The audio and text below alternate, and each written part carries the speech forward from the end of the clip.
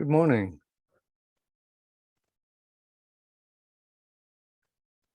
Good morning. Okay, Good morning, sir. as long as you can hear me, that's good.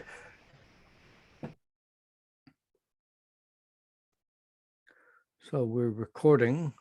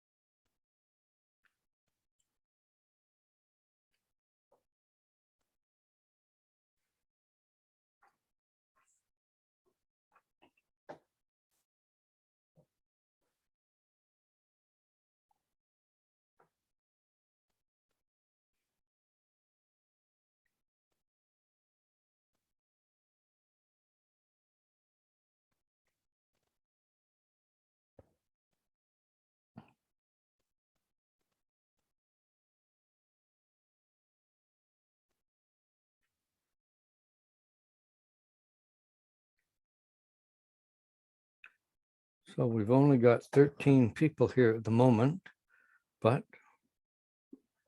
that's what we're going to go with. So I think that's because of the time change, the time zone change. Because it's late in India right now, in Right. Asian countries. Yes, very late.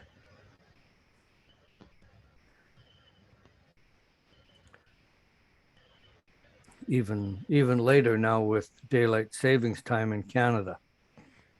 Yes, sir. So we're looking at chapter 13 today. Chapter 13 is a big chapter. I've divided it up into 5 sections, and we're going to try and look at 2 of those sections today. So let's go over there and start to do that. So I'm assuming that you can see my Excel screen now, and I'm assuming you'll let me know if you can't see it.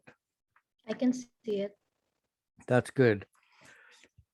So what we're looking at is simple annuity due.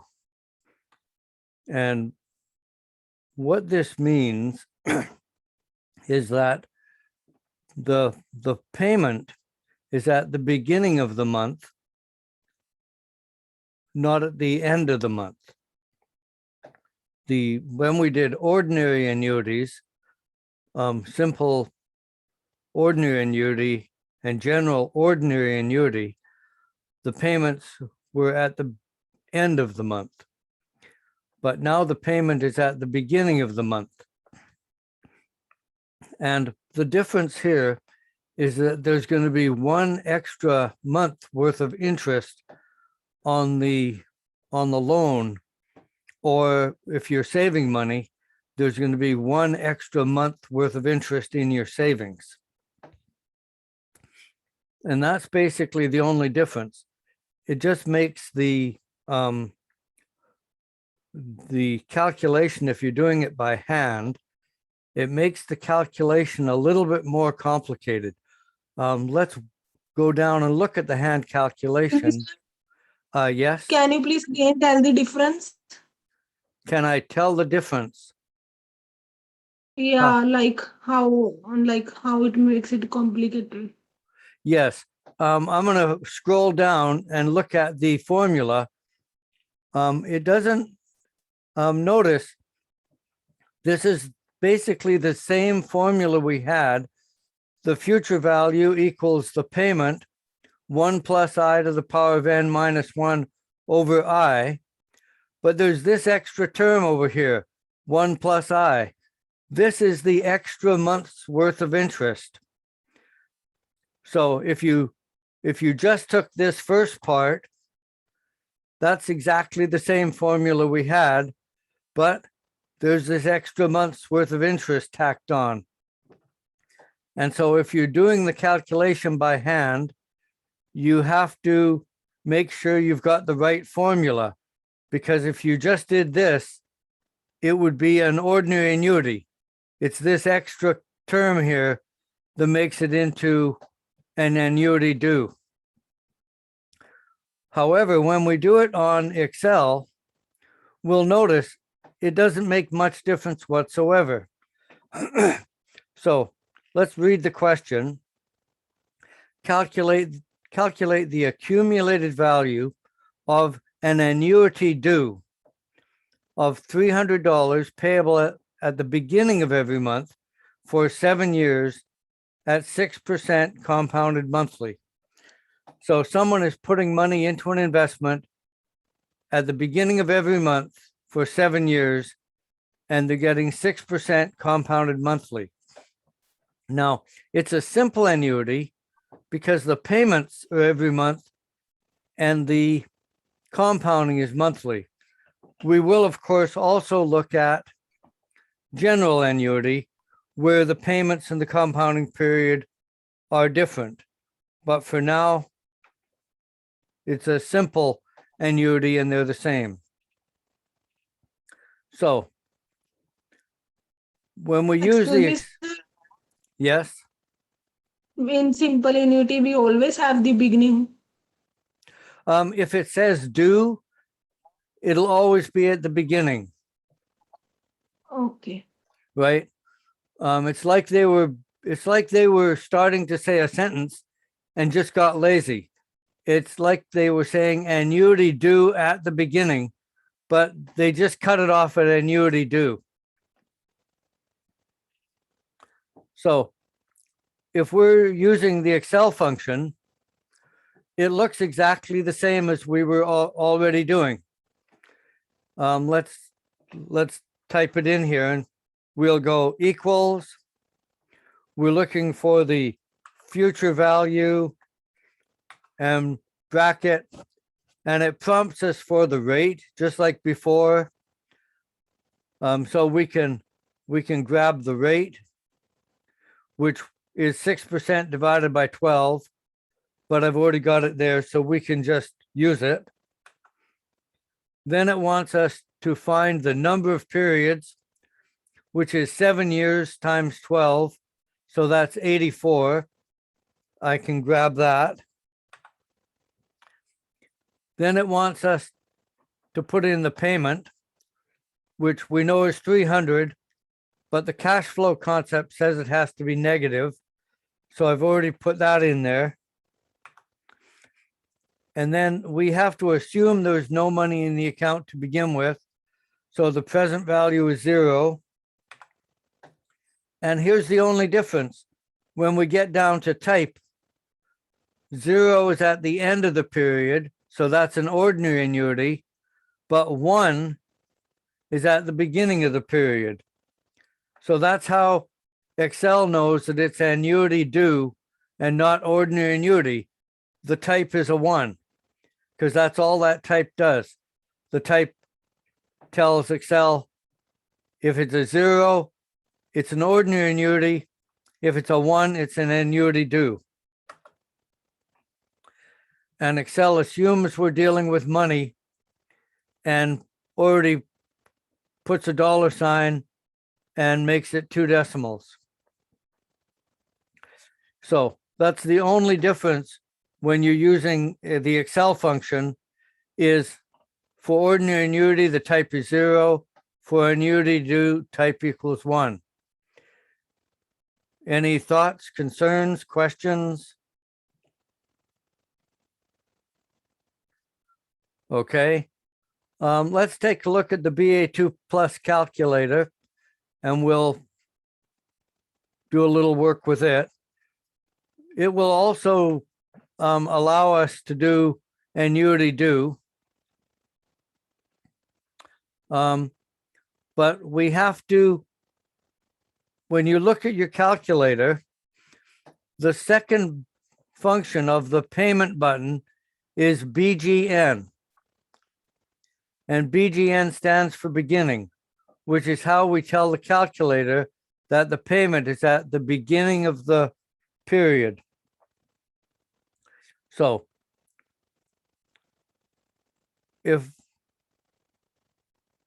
that's how we're going to set the calculator. And I'll go find the calculator in a minute and we'll do it. So if we want to get rid of the BGN and go back to doing an ordinary annuity, and remember, if you set your calculator today to do BGN, and then you use your calculator to write the test on Friday, and you don't set it back to ordinary annuity, all of your answers will be wrong. So make sure you understand how to get rid of that BGN for the test on Friday. So let's take a look at what we're going to put into the calculator before we actually go and look at it. First off, we're going to go second BGN, second set, and we'll see the little BGN up on the screen. We set payments to monthly, compounding periods to monthly. We have to calculate n equals 84. We can put the 6 in, just the nominal interest rate, no present value, 300 into payment, but it's got to be negative. We can ignore future value for the moment, and then we compute the future value. We'll get some kind of an answer, and then we have to translate it into 2 decimals ourselves. So let's go find that calculator now and do that.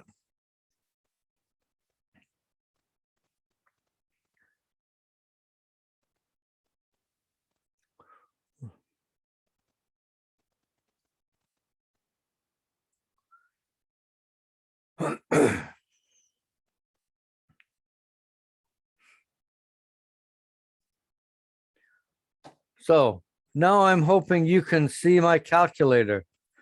If not, please let me know right away. Are we good? So we'll clear what's there. I'll check to see if I'm on 9 decimals first. Second format, 9, that's good. So the first thing we have to do is tell our calculator that we're working with annuity due. Go second, and it's the second function of the payment button, BGN up here.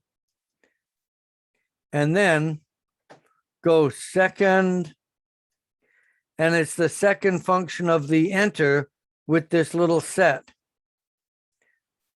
And notice now, when we clear it, there's this little BGN up there. That's letting you know that the calculator is expecting that everything we do now will be dealing with annuity due, not with ordinary annuity. Now, when we go through the rest of the process, it's exactly the same as we did before. Second, PY, we're going to set it to 12. 12, enter down. CY is automatically set to 12, and we're not going to change it. So enter, and then I'll hit clear a couple times. So now we're ready to enter the 84 months into N, the 6 into interest per year, 0 into present value, 300 into payment, but the cash flow concept says it has to be negative into payment. And we're going to compute future value. And we get this ridiculous number, and we're going to round it to 3137829. Any thoughts, concerns, questions, cries of agony, moans of despair? No? Can you again show how to set BGN? Yes. Let's clear this whole thing. If we want to get rid of the BGN, we're going to go second, and it's the second function of the payment, and then second set. And notice now it's gone. Now we're ready to do ordinary annuity. But for today, we need second BGN, second set. And now we see the little BGN up there. And you have to make sure you know that if you're doing ordinary annuity, you can't see that BGN. If you're doing annuity due, you must see that BGN. Let's go back to the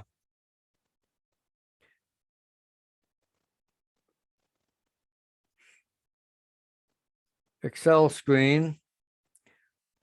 And now let's take a look at this formula. So we can see the formula. It doesn't really look like a whole lot of fun, but let's go to the whiteboard and see how to do it.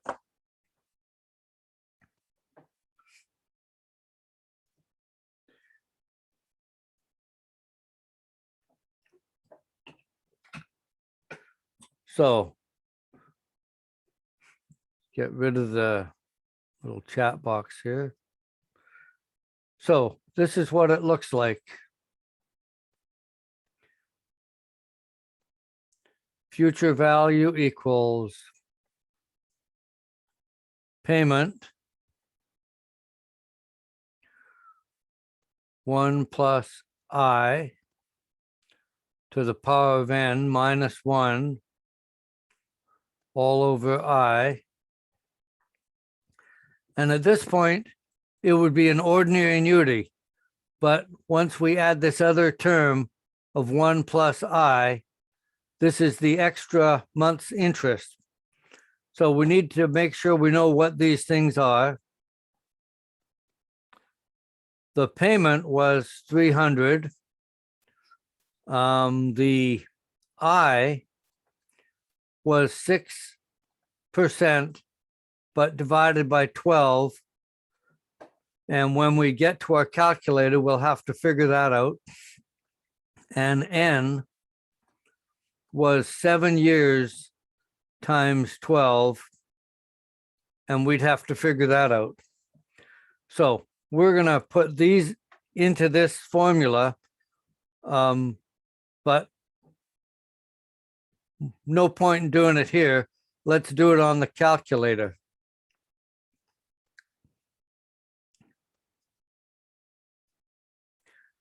So let me know if you cannot see the calculator. Let's see what we're going to do. Now, we don't care whether BGN is up or not, because of course, we're not using the pre-programmed functions now. Let's start by finding I. 6% divided by 12 equals, and I'll store that in register 1.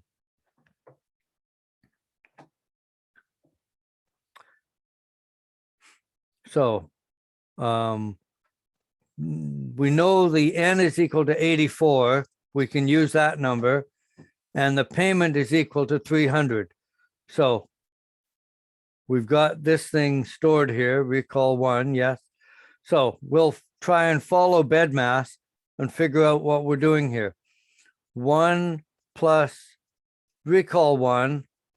So we've got what's in the bracket, to the power of 84. And then we've got to go -1.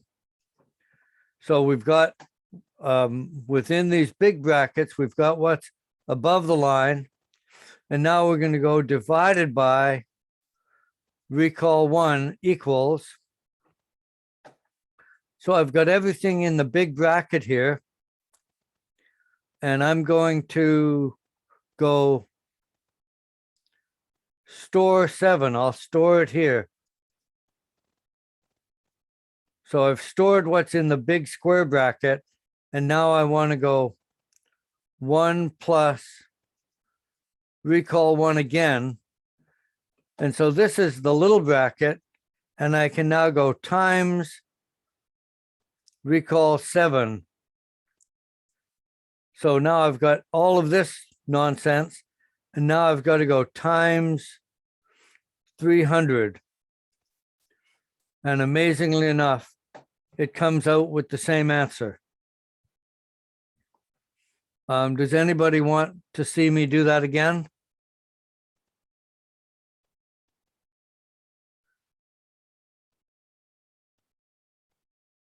Okay. Yes, you'd like to see it again? Okay, let's clear it. The first thing I need to do is to calculate this little letter I.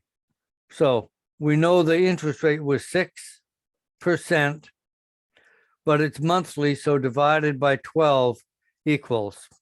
So this 0.005 is the monthly interest rate expressed as a decimal.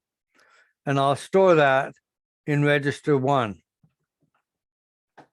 So now I can start with 1 plus recall 1 equals. So that's what's in this little bracket. And I've got to make that to the power of n, which we know is 84. So y to the x, 84 equals. So now I've got this, and I've got to go -1. -1 equals. So I've got everything above the line, and I've got to go divided by I, which is in recall 1. So I've got this number here, which is everything in the big square bracket, but I need to multiply it by this, but I need to do a little bit of math here. So I'm going to store this in register 7. And then I can go 1 plus I equals. So now I've got what's in the little bracket, and I'm going to multiply it by the big bracket, which I've got in register 7 here. And now I've got all of this nonsense. I've just got to multiply it by the payment times 300.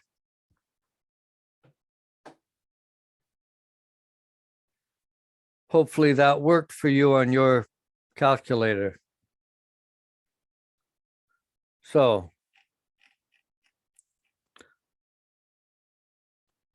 let's take a look at the next question of what they're asking us here.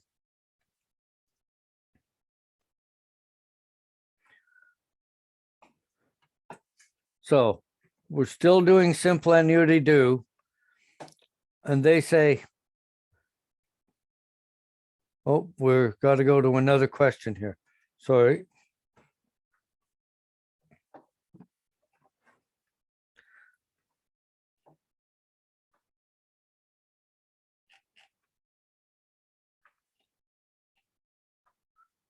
So still doing simple annuity due. And this question says, on an annual renewable lease, the quarterly lease payments on office space is $1,600 payable in advance. So payable in advance means the same thing as at the beginning. What equivalent yearly payment made in advance would satisfy the lease if interest is 6.6% compounded quarterly? So they want us to find basically the present value of 1 year's worth of payments.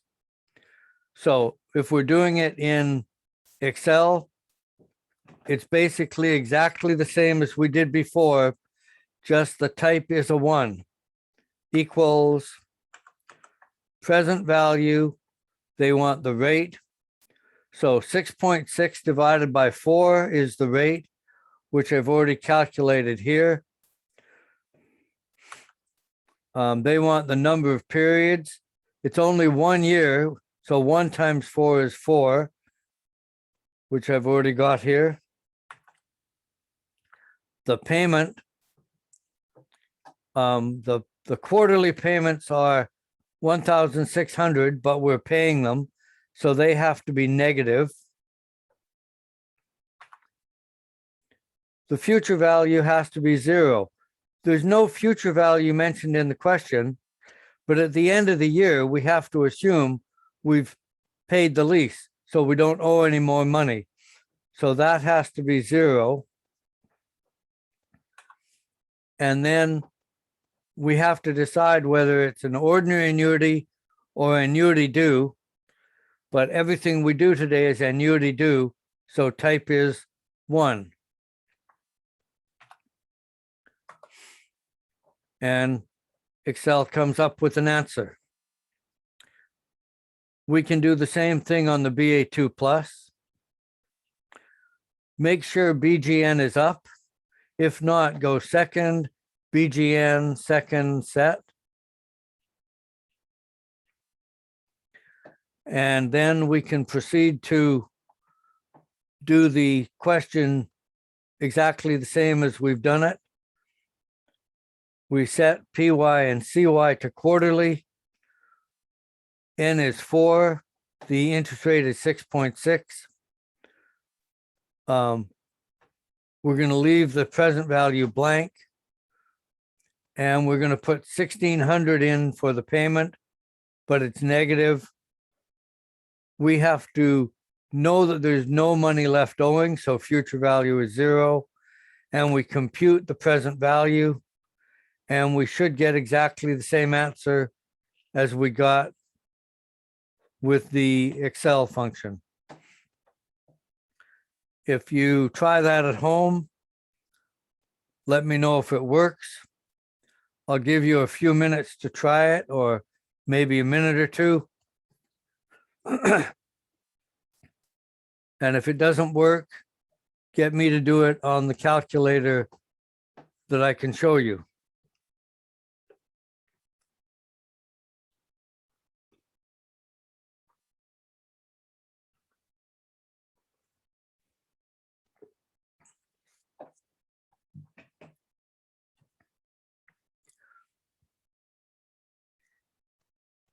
If it does work, let me know in the chat box that it worked.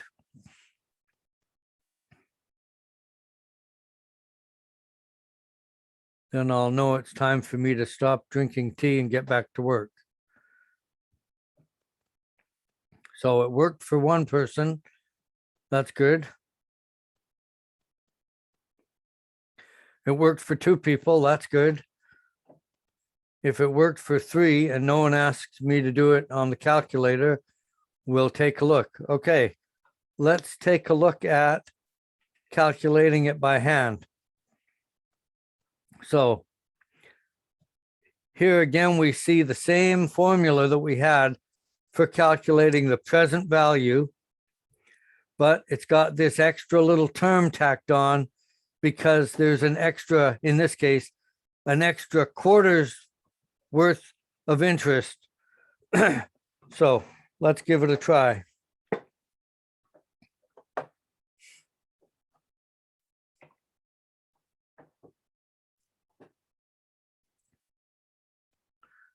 Okay, let's clear that. And don't imagine that I think you're going to memorize all these formulas. I've never memorized them all. Whenever I need to do these things, I go and look at the formula sheet to say, is that what I'm supposed to be doing?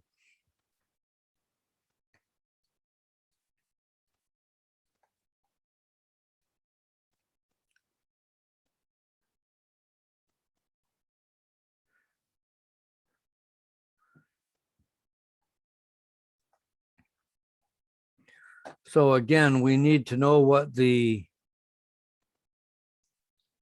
payment is. It's 1,600. I was 6.6% divided by 4, and we'll have to calculate that and we'll store it. And N, what is N in this case? I forget. N is 4 quarterly for 1 year. So that's all there is to it. This is what we're going to plug into the calculator. Let's give it a try.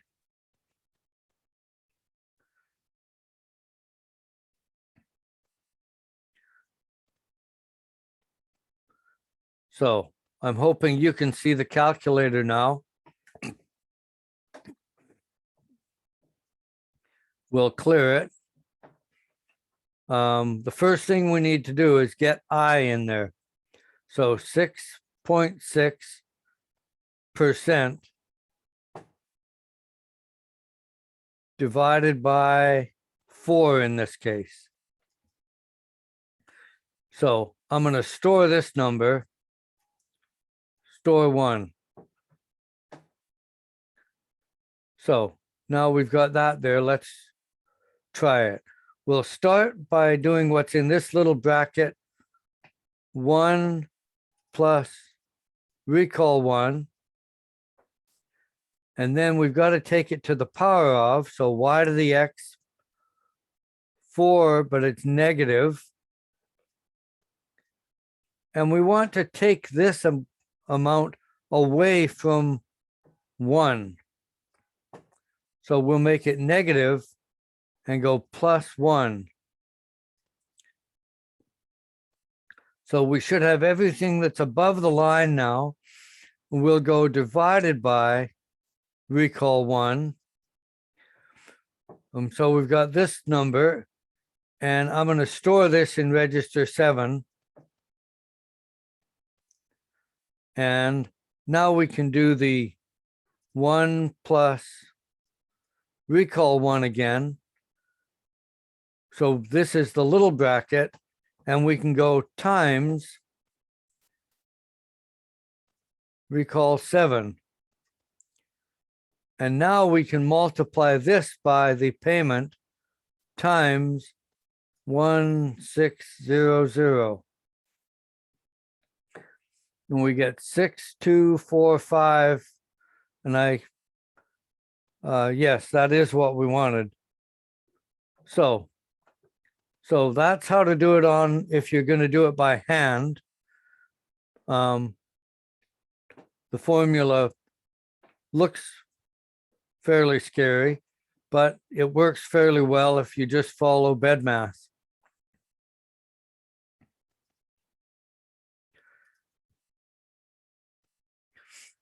So let's take a look at the next question they have for us here.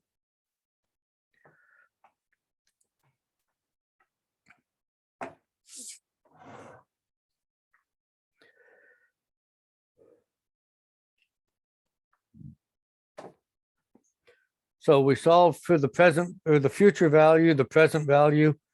Now they're getting us to solve for the payment. So if Gary accumulates 5,700 in his savings account over 5 years, how much did he deposit at the beginning of every month? If interest is 4.32% compounded monthly.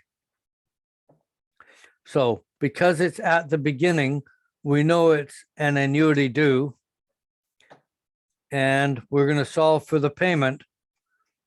And it's exactly the same as solving for the payment that we did last week and the week before, equals payment bracket, and they want the rate. We'd have to calculate the rate separately. 4.32% divided by 12, which I've calculated here. So we can grab that. and it's for 5 years and it's monthly. So there's going to be 60 payments. So I've calculated that. We have to assume there's no money in the account to start with. If there was, they would have had to tell us. So we can grab that. And we know that he ended up with $5,700. And this is money that he gets to put in his pocket. This is money coming to him. So this is positive, according to the cash flow concept. And now we decide that we're doing a annuity due, not an ordinary annuity. So the type is 1. And we end the bracket. And notice that due to the sort of accounting procedures, or I don't know if they're accounting habits or what we would call them, but this being in brackets and in red indicates that this is a negative number. We know it's not a negative amount. In fact, he's got to put in a positive 84.97, but the cash flow concept wants us to think of it as negative because it's leaving his pocket. And so that's all there is to doing it on Excel. Let's take a look at doing it on the calculator, the BA2 Plus. Make sure the BGN is up. If not, go second BGN, second set. Once you've set it, it's going to be up there. And like I say, make sure you get rid of it before you do the test on Friday. So we set payments and compounding to monthly. We have to calculate 60 months. For the interest per year, we can put in the nominal interest rate that's given in the question. Present value is 0. We leave the payment blank. We put 5,700 into future value and we compute the payment. It comes up negative. And this is the number we should end up getting, 84.97. Again, I'll sit here and drink my tea and pretend I'm earning a living. And I'll wait for you to tell me whether it works for you in the chat box.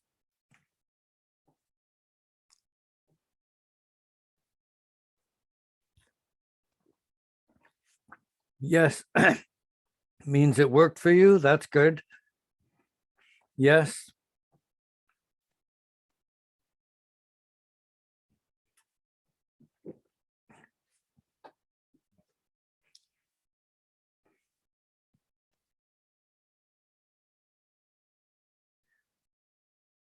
It shouldn't be giving you much difficulty at this point.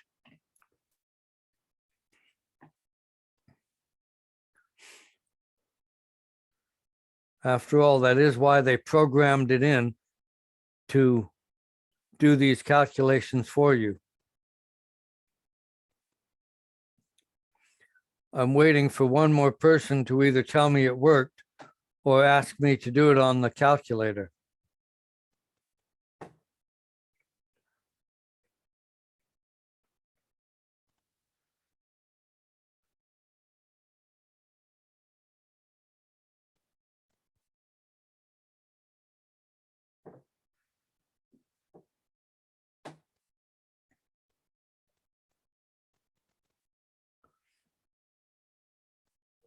Yes, we can do it on the calculator. Let's find the calculator. Where's it hiding?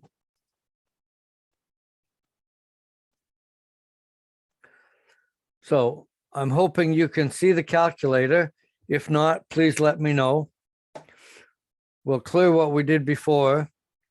We can see the BGN is up here, so we don't have to set it, but let's get rid of it first. Second, BGN, second, set. So now there's no BGN up there. So to get the BGN, we'll go second, BGN, second set. And now we can see it there. So payments and compounding are monthly. So we're going to go second PY. It's already set to 12. So 12, enter, down. It automatically sets CY to 12, enter, and I'll just hit clear a couple times to get rid of it. So it's 5 years and monthly is 12. So it's 60 into N. The 4.32 we can just put into IY. There's nothing in the account to begin with. So present value is 0. We can ignore the payment because that's what we're solving for. And the future value has to be 5,700. We don't make it negative because this is money that's coming to us. So that's into future value. And we're going to go compute payment. It says it's a negative 84.97, blah, blah, blah, blah. But when we're putting the answer into Moodle, we wouldn't put the negative sign. It's just 84.97. That's what the payment would be. Does that help? Yes, thank you so much. Okay. So let's also do this. Let's go back to the Excel screen for a moment.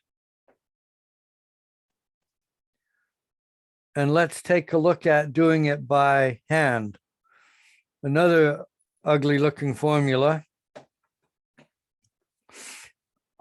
In this case, the payment would be the future value over the square bracket, but they've tacked on this 1 plus I here. So I don't really think it would matter. The 1 plus I could be tacked onto the whole thing as it's multiplied, but the formula has it tacked on down here. But I think it would work either way. So let's actually do this. We'll take a look at it on the whiteboard, although we're going to do it on the calculator anyway.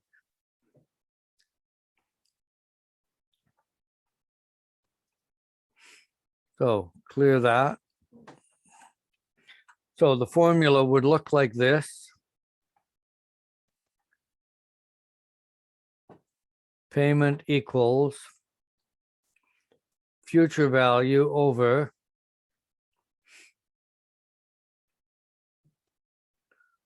one plus I to the power of n minus 1 over I, and then 1 plus I, which is the extra little term they've tacked on for the extra month's interest here. And when we go to look at the calculator, we're going to have to know that the payment is, oh no, we don't know the payment. So we're going to have to know that the future value is 5,700 to put in this formula. I is the 4.32% divided by 12. And I'm going to store that in register 1. And N is 5 years times 12 because it's monthly. And that turns out to be 60. So let's find the calculator and actually calculate this.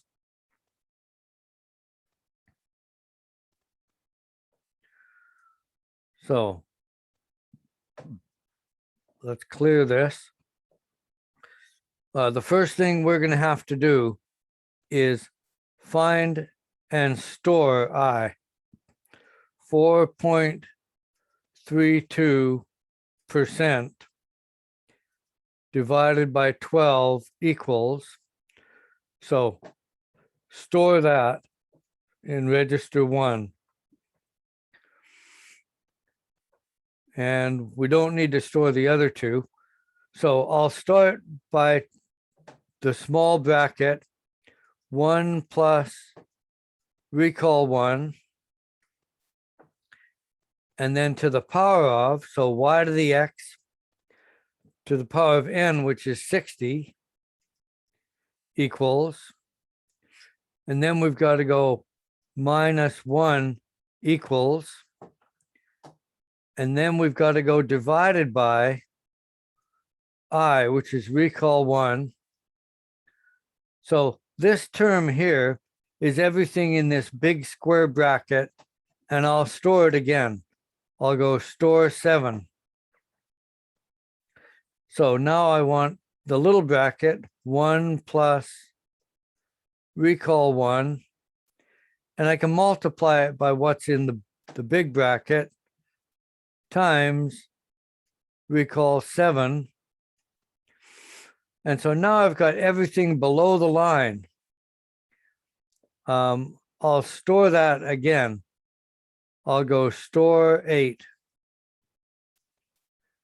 And now I can go the future value, 5700 divided by recall 8, which was everything below the line. And there's our 84. I'm getting 8497. Now up here, we got 8497. And up there, we got 8497. But for some reason, I've got 8559 written down here. I have no idea why I did that.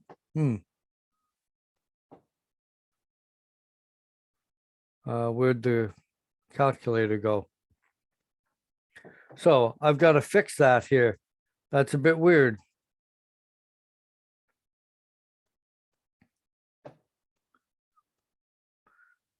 If you're doing this on the calculator, are you also getting 8497 like we're supposed to get?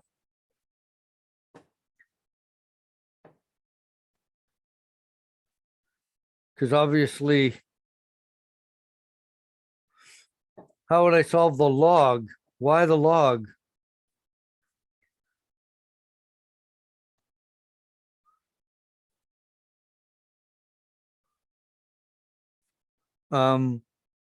You would just use ln, but we don't need a log in this calculation. We will deal with logs when we look at the time period today.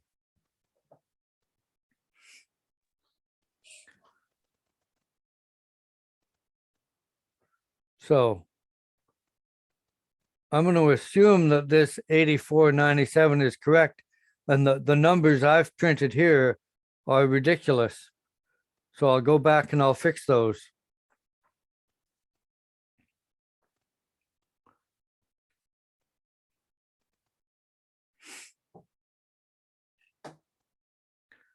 So 84. Hello, sir. Yes. Okay, so this question is like different one, but there's just a question arise in my mind. So like, how would I solve this type of like 0.0091? I like wrote in the chat board. Can you check it out? Let's take a look at it later. I don't have time to look at it now. Let's No, look no at it worries, sir. after the class. Let's look at it. No worries, sir. I'll mail you. No worries, sir. Thank you. Okay. Yeah, thank you.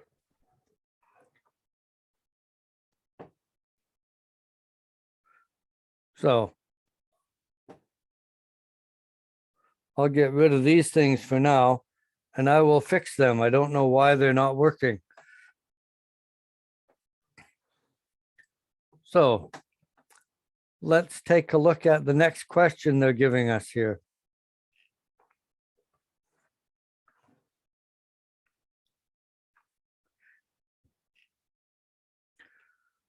So now we're looking for the number of periods. So Joey's family wants to save $5,000 to finance a vacation trip to a popular amusement park. If they save 240 at the beginning of each month, and the fund is invested to earn 5% compounded monthly, how long will it take them to save enough money to take the trip? So when we do this on Excel, it's basically exactly the same as we did for the 2 previous weeks.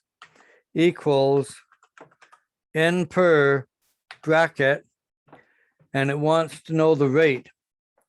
We've had to calculate 5% divided by 12 because it's monthly and come up with 0.004. So you have to calculate that separately.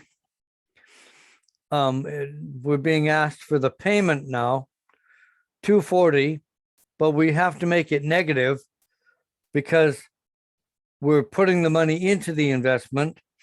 So it's coming out of our pocket. Again, there's no money there to begin with. And we're hoping to end up with $5,000. And we've got to put 1 for type because it's at the end of the payment period. It's annuity due.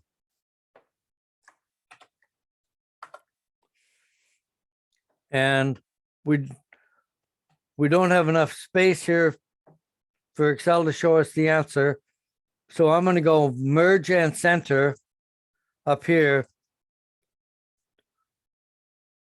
And now Excel can show us the whole number. Now, 19.94, blah, blah, blah, blah. We have to ask ourselves, what is that, right? We have to interpret this number, 19.94. So the first thing we have to remember is this thing was monthly. So this is telling us months, right? 19.94 months. So round this value up to the next whole month, 20 months, and divide this number by 12 to get years. So it's 1.667 years. So put the 1 aside. We know it's 1 year. So put that 1 aside and only worry about the 0.67. It's 0.67 of a year. Multiply it by 12. We get 8 months. So what we find is that it'll take them 1 year and 8 months to save up that $5,000 if they can only put away $240 a month. So let's take a look at doing this on the BA2 Plus. We have to make sure BGN is up. So second BGN, second set, if you can't see the BGN.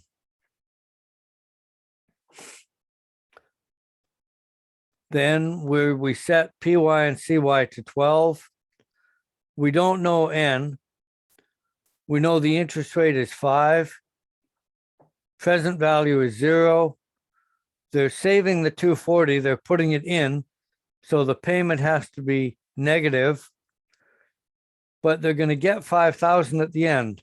So future value is positive, and we compute N, and we still get 19.94, blah, blah, blah, which we still need to interpret as 1 year and 8 months.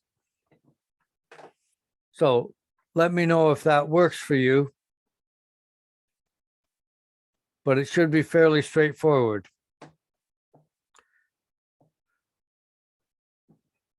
So what is the 19.9? Is this months, number of months? Yes, this comes out to be months because we set the payments to be monthly. So we need to round it up first and okay, not get the 19 months. Yes, round it up. So you're dealing with the whole number of months. Even if it was like 19.02, still round it up to 20. Always round it up, because otherwise, if you round it down, they wouldn't have quite enough money. So apparently it's okay for them to have more than 5,000, but it doesn't work if they have less than 5,000.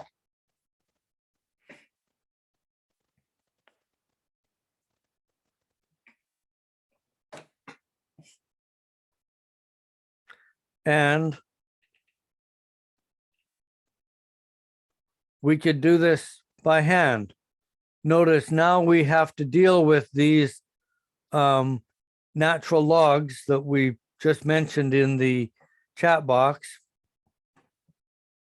So this is sort of familiar from the ordinary annuity formula, but again, it's got this 1 plus I tacked on, and the 1 plus I is specifically attached to the payment because it's one extra payment worth of interest that we get. As we're putting payments in at the beginning of the payment period, it's that one extra month of interest, but it's specifically one extra month of interest on the payment. So that's why in this situation, the 1 plus I is specifically attached to the payment.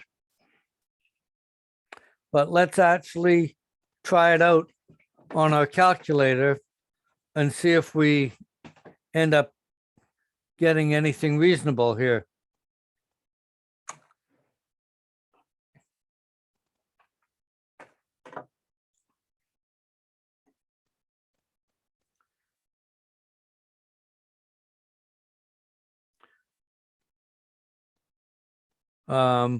Let's put it on the whiteboard first so we can just see what it really looks like.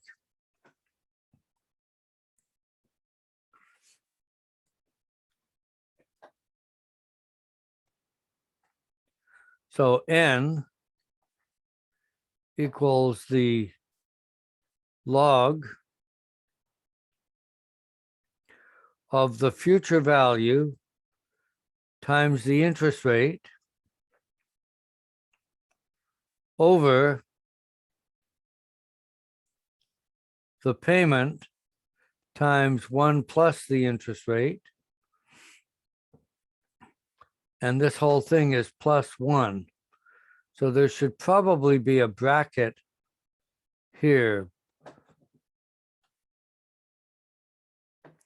And then all that's over the natural log of 1 plus the interest rate. So in order to do this, we're going to have to know the future value, which is the 5,000, the payment, which is the 240, and I is 5% divided by 12, which I'm going to store in register 1. So now that we can see what we're going to plug into this piece of nonsense, let's go over to the calculator and actually try and do it.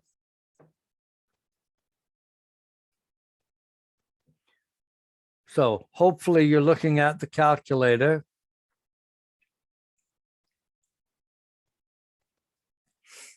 So the first thing we're going to need to do is get the interest rate in there. So let's clear that. And so 5% divided by 12. So we got this piece of nonsense. We don't want to round it off. So we're going to store it in register 1. Now we have to sort of look around and figure, well, where are we going to start here? Let's start with the future value times I. So let's go, the future value is, did we store that? Oops, recall 1. Yes, good. So let's go 570. Oh no, that's the last question. 5,000 times recall 1. So this is the future value times I, and I'll put that in register 7. Now let's do what's below the line within the big bracket. 1 plus recall 1, and this is times the payment, 240. So we got 241 there. And so I'll store that in register 8. And now I can go recall 7 divided by recall 8. So this gives me the future value times I over the payment times 1 plus I, and I've got to go plus 1. So this gives me everything in the big bracket, and I've got to take the natural log of that. So the natural log of that. So again, I'll store this in register 7 because we don't need what was in register 7. So now I've got everything above the line stored in register 7. Let's look below the line. 1 plus recall 1 and take the natural log of that, and I'll store that in register 8. So now I can go recall 7 divided by recall 8. And incredibly enough, we get the 19.94 that we were hoping to get. Not like the weird numbers we had last question.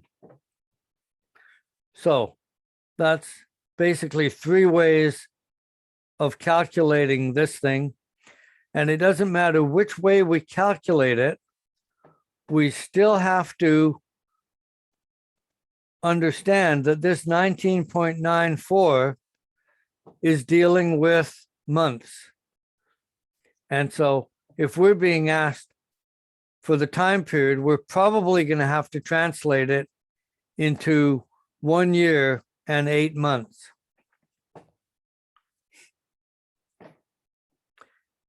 If we were being asked to translate it into years, months, and days, in that case, we wouldn't round it off. We would use this whole number and translate it into years, months, and days.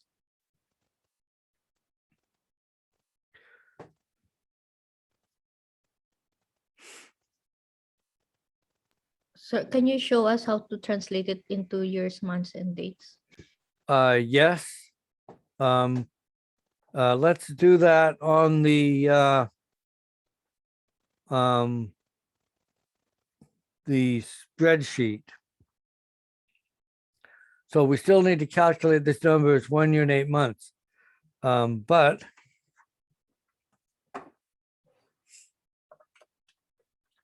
if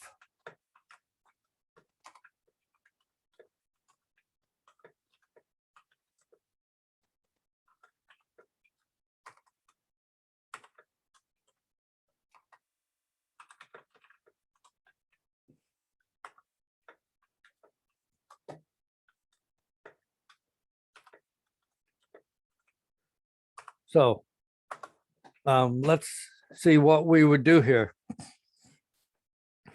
We have this number here, 19.94, blah, blah, blah, blah, blah. Have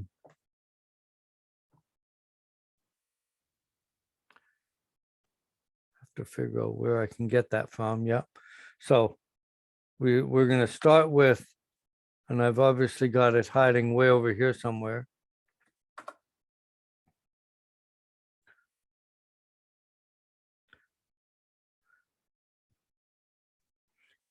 So we'll start with the 19.94, but we know that this is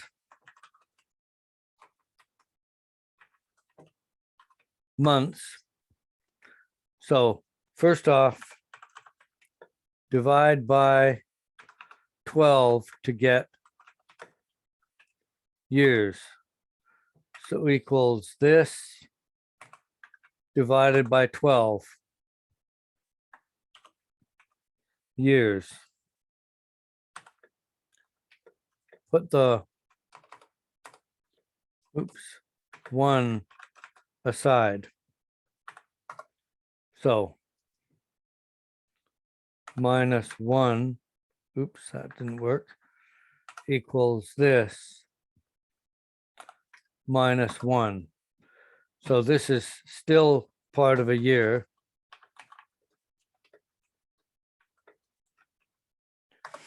So we need to turn it back into months. So go equals this times 12. So 7 months and 0.9, let's go 0.94 of a month. But put the 7 aside.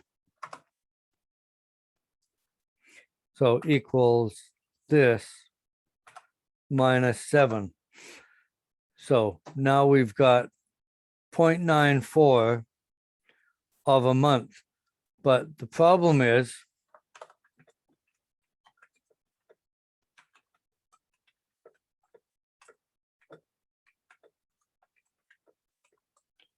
all months are not the same number of days. So what we have to do is multiply, divide by 12 to get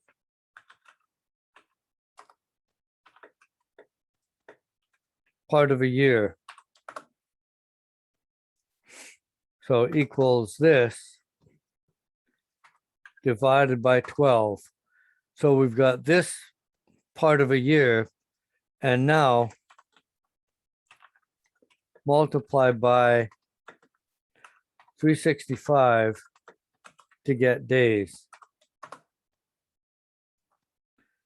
Equals this times 365. So we got 28, and now round up to the next whole day. So equals round up 0, so 29 days. So we end up with, we put the 1 aside, 1 year. We put the 7 aside, 7 months and 29 days. Just be glad they didn't ask us to figure out how many hours are involved. Did that help any? If we multiply 0.94 by 30 days, it's going to get the same answer, I think. It's 28.2. So round up at 29. Yeah, but the problem with doing that is we don't really know which month we're dealing with. So I don't know whether that will always get you exactly the right answer. So that's why I go back to a year and then multiply by 365 to get days. You could try it in several situations to see if it always gives you the same answer. I don't really trust it because I know that some months are 30 days. Some months are 31. And 1 month is only 28 days. And once in a while it's 29. But that's the process I go through if I'm asked for years, months, and days.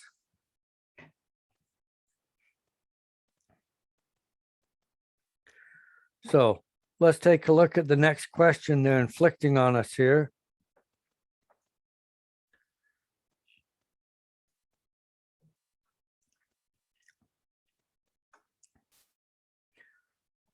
So now we're dealing with the rate. What nominal annual rate of interest compounded quarterly was paid if contributions of 250 made into an RRSP at the beginning of every 3 months amounted to 14,559 after 10 years. And just to be annoying, they've also asked us for the effective annual rate. So the basic Excel calculation is exactly the same as we've done for the past 2 weeks. Equals rate, bracket. The first thing they're wanting is the number of periods. And we've got 10 years and it's quarterly. So the number of periods is 40 quarters, which I've calculated here. Then they're prompting us for the payment. The payment is 250, but the cash flow concept says it has to be negative, which I've got sitting here anyway. Then they're prompting us for the present value, but there's no mention of present value in the question. But we still have to assume there's no money there to begin with. So we have to put 0 in for present value. Then they're prompting us for the future value. And we can see the future value is 14,559. And it's a positive amount because that's what we're getting. So we'll put that in there. Then we're being asked if this is an ordinary annuity or an annuity due, but we know it's an annuity due. So we're putting 1 in here. No, I don't need a, when I go comma, it's asking me about the guess, which I haven't even put on here because I've never seen a situation where we need that guess. So I'll just put a bracket here and that should do it. And we annoyingly get 2%. So what are we going to do with that? Well, the first thing I'm going to do is I'm going to expand it so I can see the whole number. So I'm just going to highlight a bunch of cells and go merge and center. So it's still only giving me 2%. So I'm going to go up here to where it says increase decimal. And I'm going to tell it I want to see some more decimals here. So now I've got enough decimals to work with. And I don't really want this percent sign here yet. So instead of having it up here where it says percentage, Excel's trying to help us here. They know we're looking for a percentage, but I'm going to get rid of that percentage, just make it into a number. And I still need to increase the number of decimals again. So now we have this number. We have to interpret it again. And Excel is not very user-friendly here. So let's go over this painful process of what we've had to do. We know we're dealing with quarterly payments. So this rate they've given us is the quarterly interest rate. So the first thing I'm going to do is multiply it by 4 to get an annual rate. And then I'll multiply it by 100 to turn it into a percentage. So basically, we're looking at a interest rate of 7% compounded quarterly. Although we can see it's not exactly 7%. So, but depending on how many decimals they'd asked us for.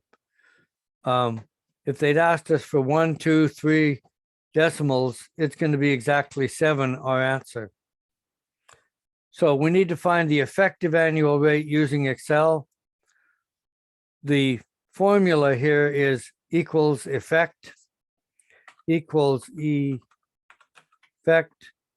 bracket. The first thing they want is the nominal rate, and they don't want the percentage, they just want the decimal. So we've got that number up here, and I've put it here, and so I can just grab it.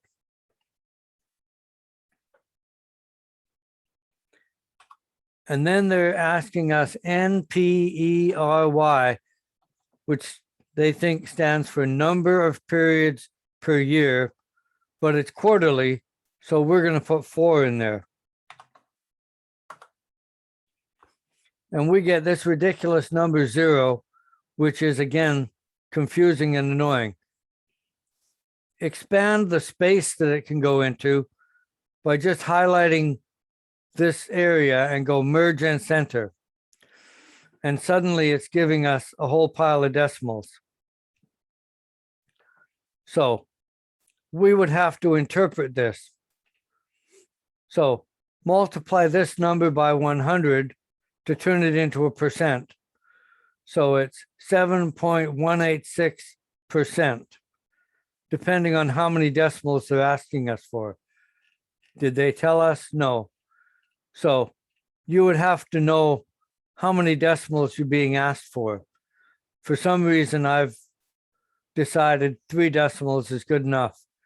So it's 7.186%. The effective annual rate will always be slightly higher than the periodically compounded rate. So now we can do this on the BA2+. Remember, it's annuity due. So the first thing we're going to do is make sure that little BGN is up. Then we're going to set the periods or the payments and the compounding to quarterly. We know N is 40 because we had to calculate it. We don't know the interest per year. We know there's no money there to start with. We know the payments are $250. And we know we're ending up with $14,559. And notice that the BA2+ is more user-friendly in this situation than Excel, because it gives us the answer we're actually looking for. This is the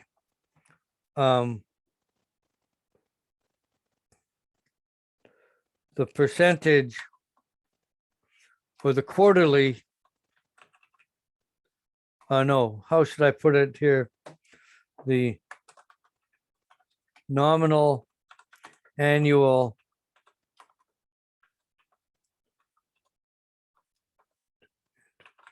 interest rate compounded quarterly. So it gave us what we were actually looking for, whereas Excel gave us the quarterly rate. The BA2+ gives us the nominal annual interest rate. And we still need to find the effective rate. And we can do this on the BA2+. So let's do this whole thing on the BA2+. And then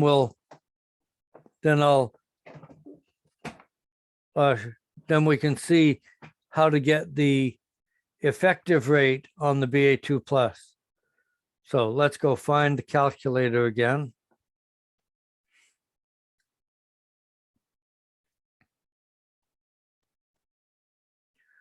So let's clear it. And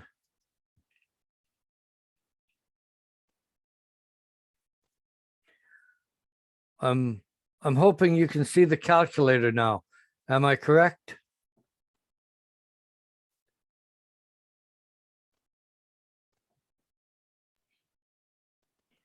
Yes. Okay, good, good. So we can see the BGN is up.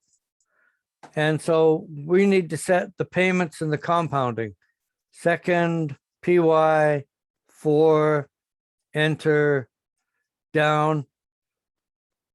The calculator automatically assumes we're doing a simple annuity, so it automatically sets CY to 4, and we're good with that. So enter, and I'll get rid of that. So we know we're dealing with 40 quarters. We don't know the interest rate. We know there's no money there to begin with. We're making payments of 250, which are negative according to the cash flow concept. And we're going to end up with 14559, which is positive according to the cash flow concept. And we're going to compute the interest rate. And it gives us the 7 point blah, blah, blah, blah, blah, which is what we wanted. Once we know this number here, then we can calculate the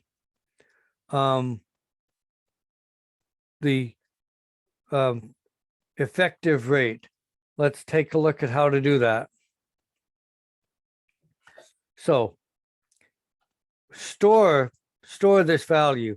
You've got the interest per year equals this, store this. Let's store it in register 1. So if we recall register 1, we've got that interest rate there. So we're going to go second, and in order to find the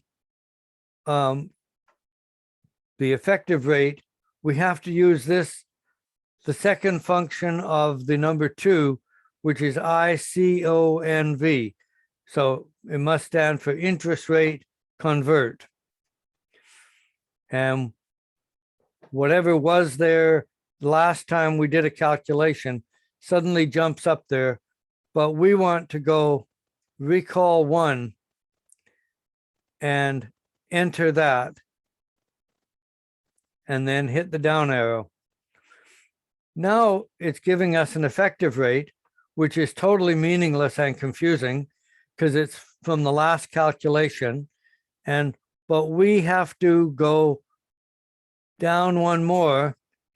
I kind of wish they'd put the CY first on this list of things that we're looking at. And CY is equal 4, which is what we want, 4. So go enter. And now we get to go back up to the effective rate. It still hasn't figured out that we actually want it to calculate a new effective rate, and we've got to go compute. And now it does actually compute something which is meaningful for us, 7.185, blah, blah, blah, blah, blah, which for some reason I've rounded to 3 decimals. So I'm rounding it to 7.186. So let's take a look back at the Excel sheet. And when we come to calculating it by hand, forget it. They don't even give us a formula in the textbook.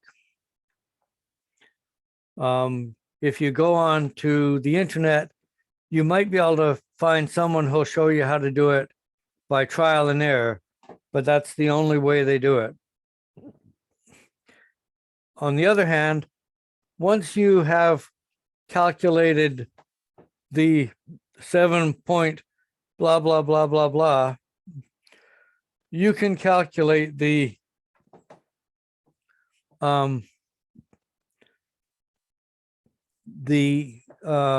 effective rate using this formula here.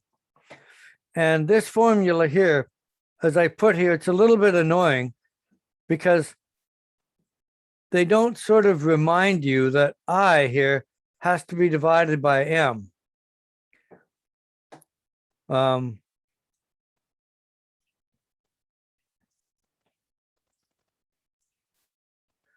I would find it easier if it's written like this, but of course, I is already divided by M. So maybe it's just confusing to write it like this. Would you like to see this, to see me do this on the whiteboard?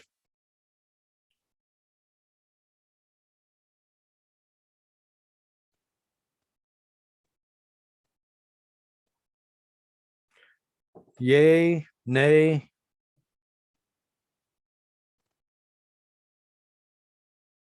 Okay. So we've only done about half of the work we need to do for today. I will save that, and I've got to do some repairs on that file. Let's go over and find the next thing that we need to do today. Are you gonna put it in the Moodle, Mr. Brown? Am I going to do what? Are you gonna put that Excel file in Moodle? Yes. You have an Excel file in Moodle already, right? But the problem with that Yeah. Excel file is that there's a mistake in it. So I will replace it with this new one. All right, thank you.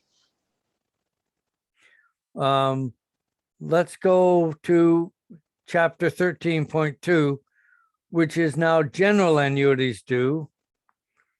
Let's go over to the Excel sheet and enlarge this. So we were doing simple annuity due, but now we're looking at general annuity due.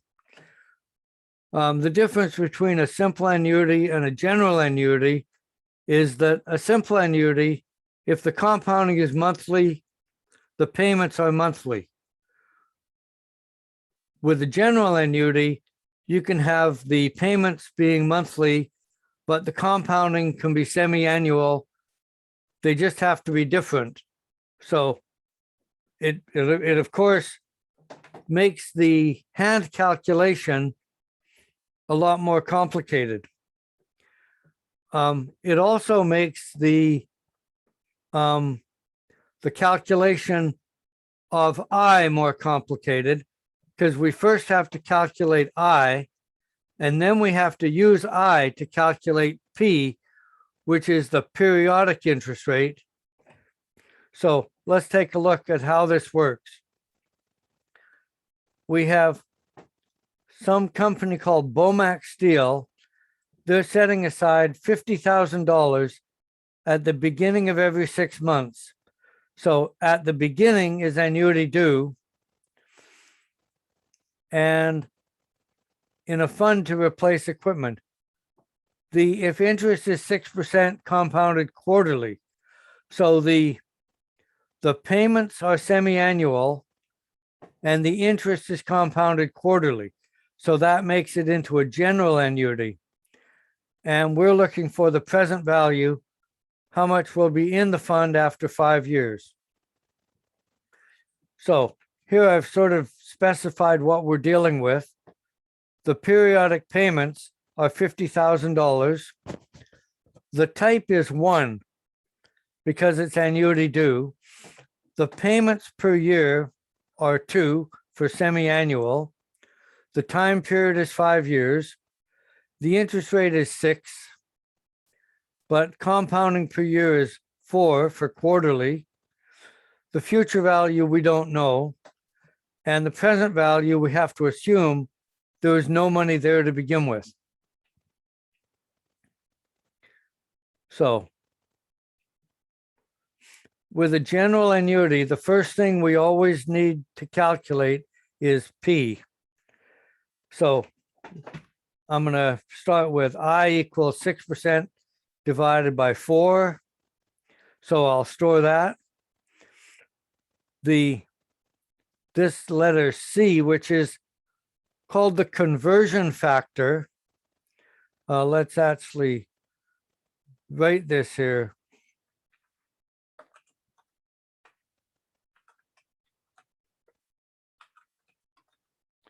The conversion factor is 4 divided by 2, which is 2, which is easy enough.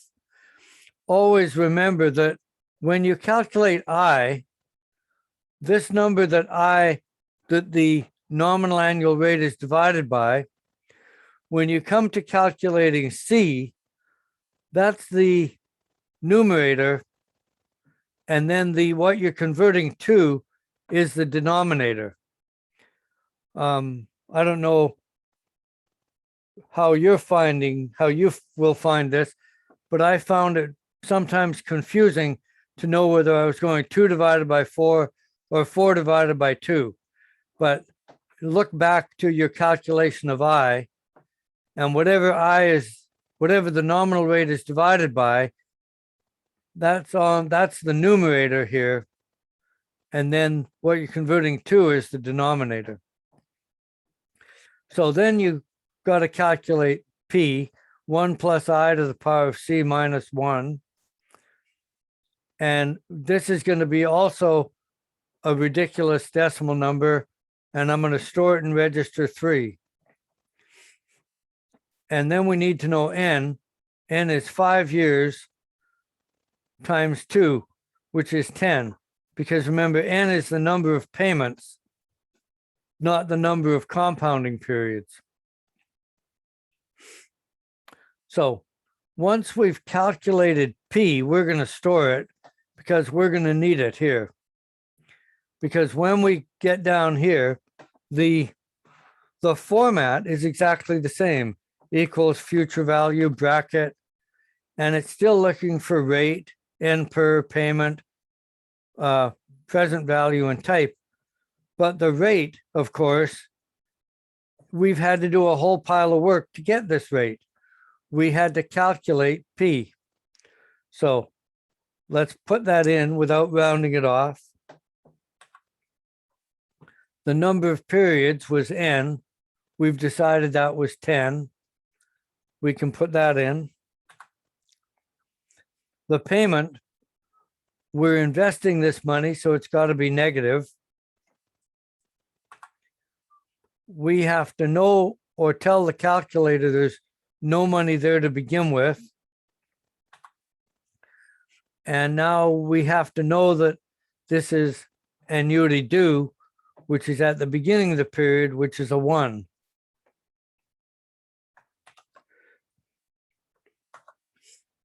And Excel will give you a dollar value with a dollar sign and rounded to 2 decimals. So the format looks just the same, but you had to do a whole pile of work to get this value of P. Let's take a look at the BA2 plus. Again, we have to tell the calculator we're dealing with annuity due. So make sure BGN is up.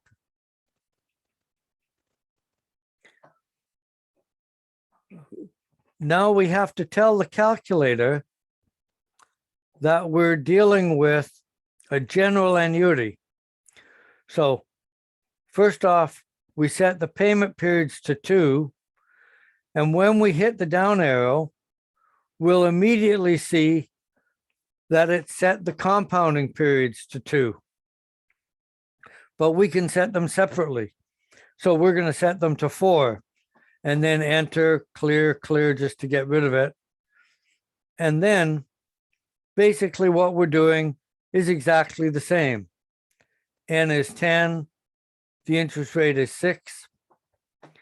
This is the nominal annual interest rate. Notice we're not putting P here, which is nice. We didn't even need to calculate P for the BA2 plus. No money in there to begin with. We're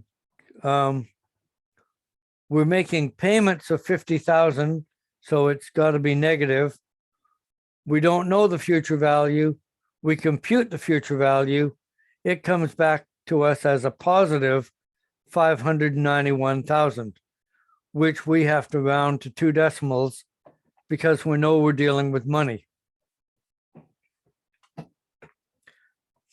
Find the chat box here. Would you like to see me do this calculation on the calculator? Yes, please. Yes, okay. Let's find the calculator.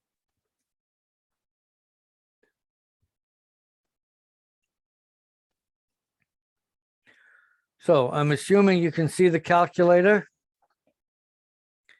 If not, I'm assuming you'll let me know.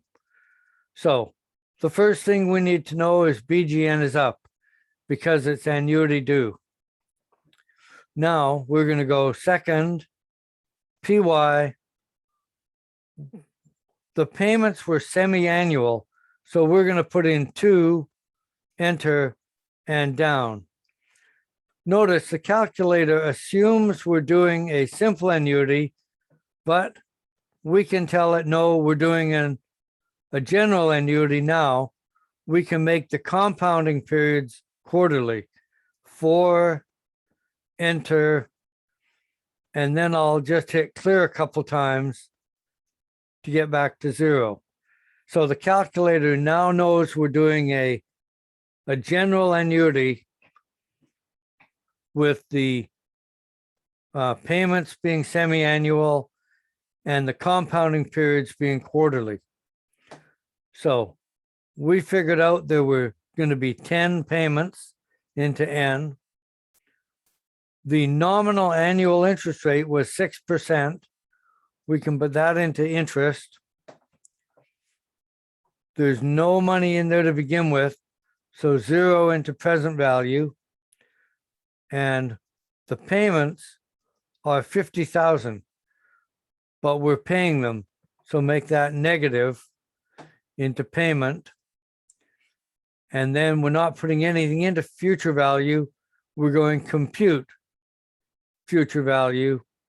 And there's our 591-131-0159. And we'd round it to 02. So let's go back to the Excel screen.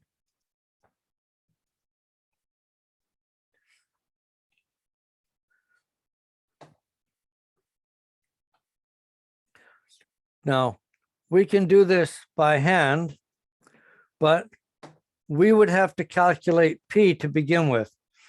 So let's go over to the whiteboard and go through the whole process that we would have to do if we were calculating this thing by hand.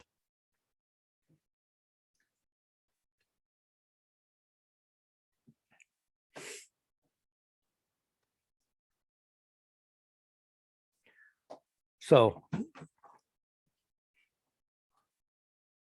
the first formula we'd be dealing with is P equals 1 plus I to the power of C minus 1. And our I was 6% divided by 4 because the interest was being compounded quarterly. So we'd have to figure out what that is. 6% divided by 4 was our 0.015. We'd have to know C. And if there's 4 here, C is going to start with 4, and we're converting it to semi-annual. So 2 here. And I'll be really brave and say that's going to equal 2. So when we actually come to calculate P, what are we calculating? 1 plus 0.015 to the power of 2 minus 1. So let's see what P equals. 1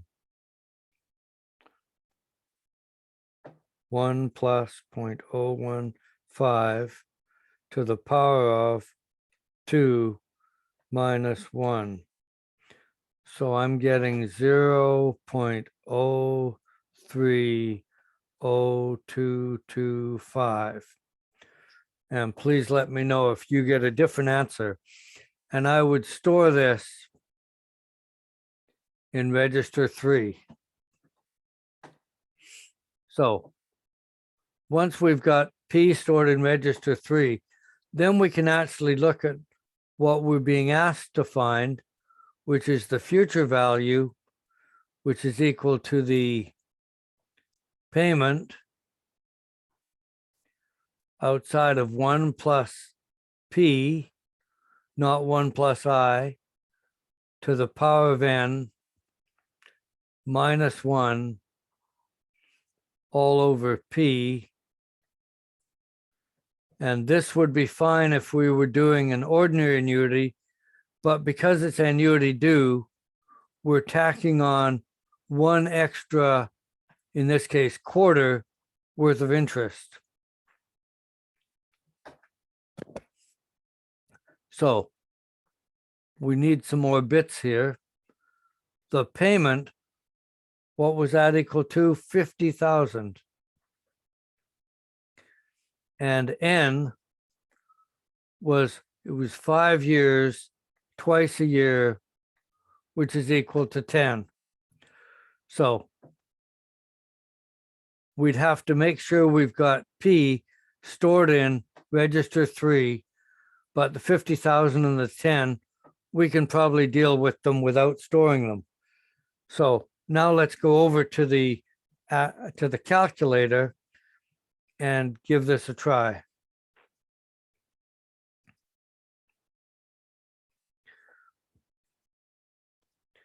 So we can see the calculator, hopefully, clear what's there. And of course, we've got to do all of this again on this calculator.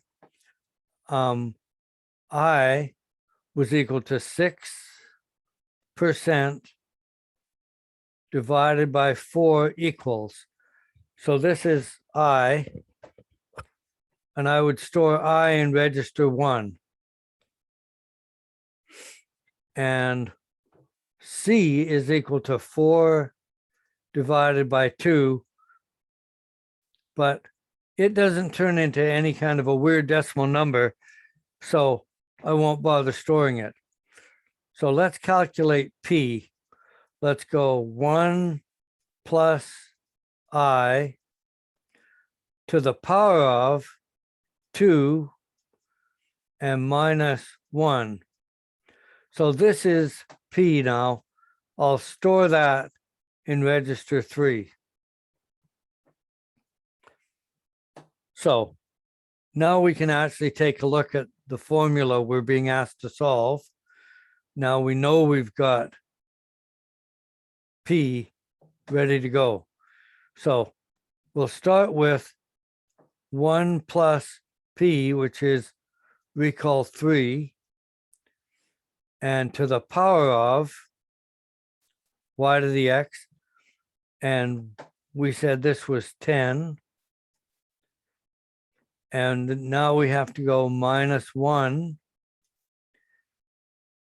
and now divided by recall 3, which is P. So we've got this whole piece of nonsense inside the big bracket, and I'll store that in register 7. And now I'll do the 1 plus P. So 1 plus recall 3. And I want to multiply that by times recall 7. So I've got all of this nonsense. I just have to multiply it by the payment now. So times 50,000. And incredibly enough, we do get 591,131.0159, which is what we were really hoping we would get. So let's take a look at another of these questions, because they're going to make us go through future value, present value, payments, time period, and rate, but all dealing with general annuities now. The fun just never stops here.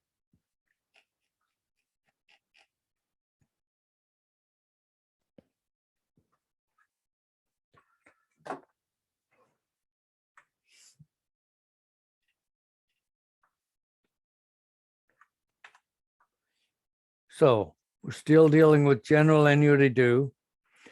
What is the cash value of a lease requiring payments of $750 at the beginning of each month for 3 years if interest is 8% compounded quarterly? So at the beginning tells us it's an annuity due, but the payments are monthly and the interest is compounded quarterly. So it's a general annuity. So I've sort of listed here everything, all the information from the question. The payment is $750. The type is annuity due.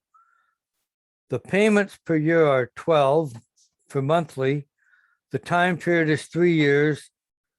The interest rate is 8. That's the nominal annual interest rate. And the compounded per year is 4. So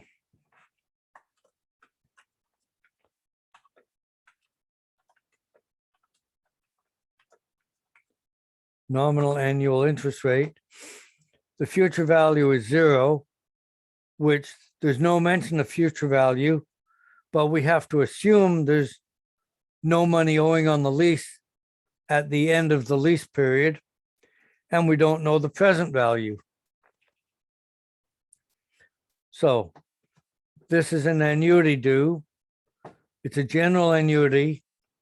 And with a general annuity, the first thing we always need to calculate is P. So 8% divided by 4, and we're going to store that. Start with 4, but we're converting it to monthly. So 4 divided by 12.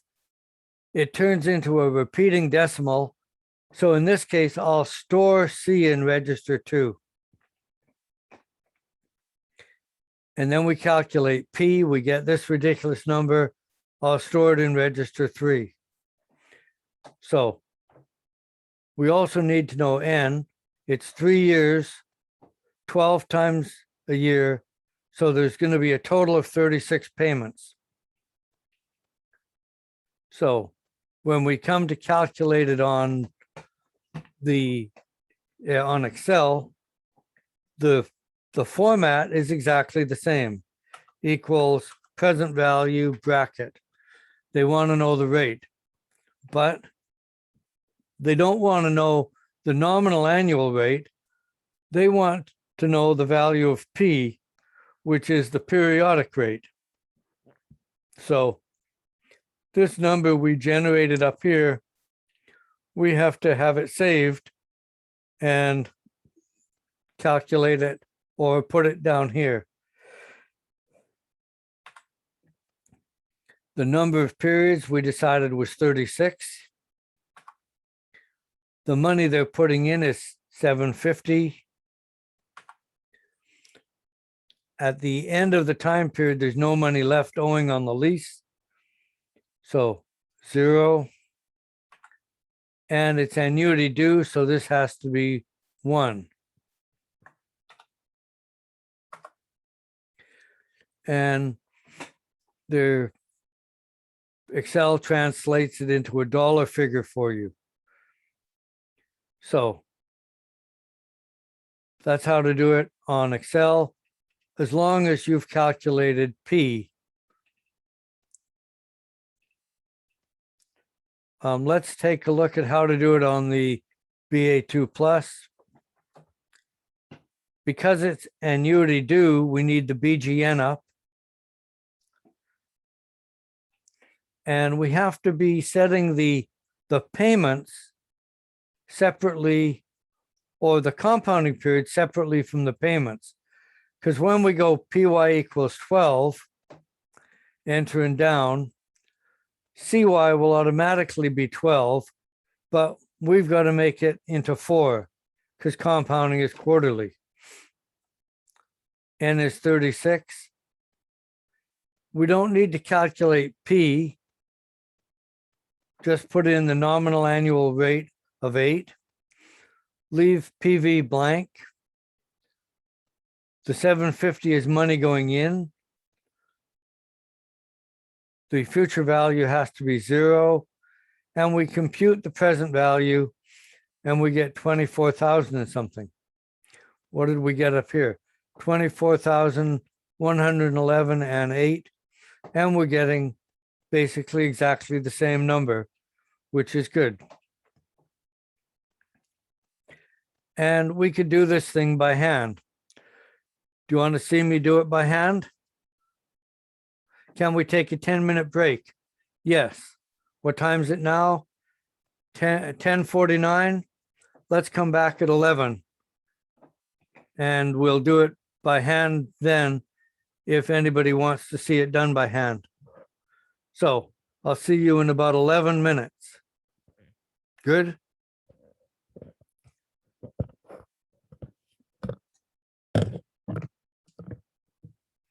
Good.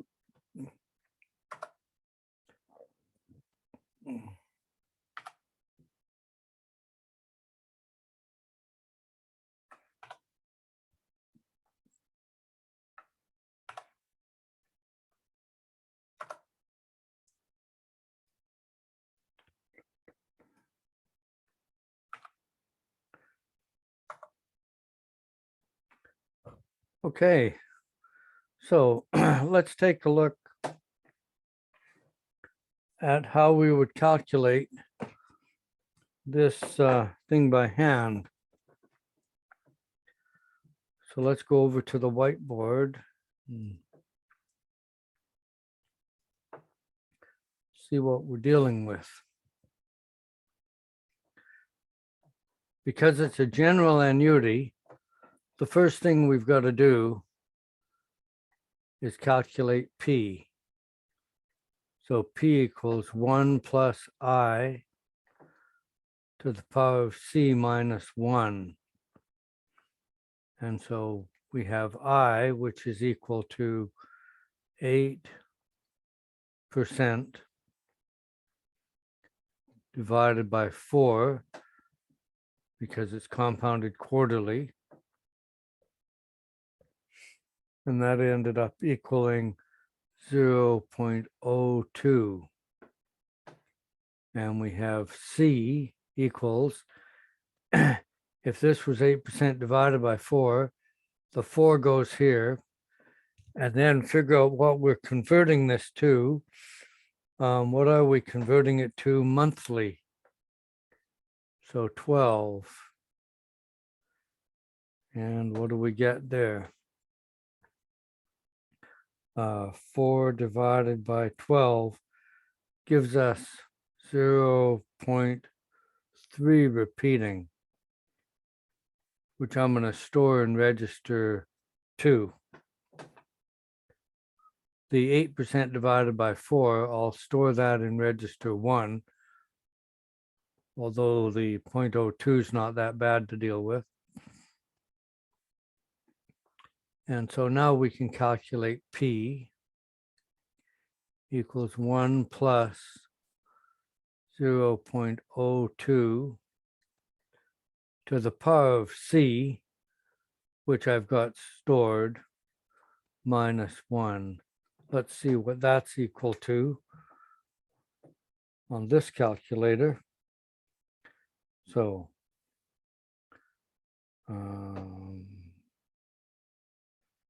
let's see, 4 divided by 12 and store that in 2. So 1 plus 0.02 to the power of recall 2, then minus 1. And I'm getting 0.00662271. And I'm going to store that in register 3. So once we have P, then we're going to take a look at what we're really being asked to calculate, which is the present value being equal to the payment 1 minus 1 plus P to the power of negative n all over P, and then 1 plus P. So we're going to have to keep in mind that the payment in this case is $750, and n is equal to 3 times 12, which is 36, which is easy to deal with. So let's go over to the calculator and do all this on that calculator and see if it works.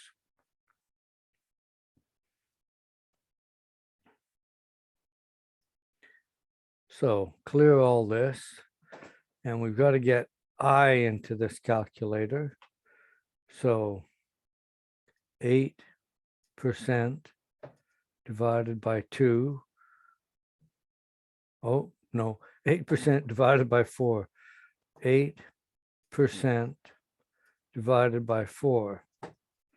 0.02. So I'll store that in register 1.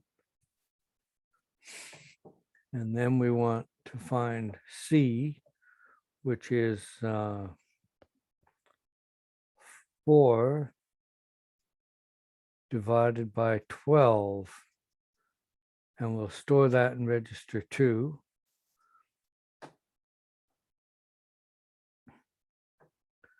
So we've got that and that. So now we can go 1 plus recall 1, and then to the power of recall 2, and then minus 1. We get this number that we're storing in register 3. Hopefully, store 3, yeah. So now that we've got this P in there, now we're actually ready to start solving what we want to solve. So we've got to start with 1 plus P, which is recall 3, to the power of, so y to the x, and it's 36, but it's negative. And we've now want to take this away from 1, so make it negative and go plus 1. And now we want to divide this by P, so divided by recall 3. So now we've got everything in the square bracket, which I'll store in register 7. And so the little bracket that's tacked on the end, 1 plus recall 3. And now we can go times recall 7. And now we can multiply it by the payment, which we know is 750 times 750. And amazingly enough, we get the number we're hoping to get. So let's try, what's the next thing they can inflict on us here?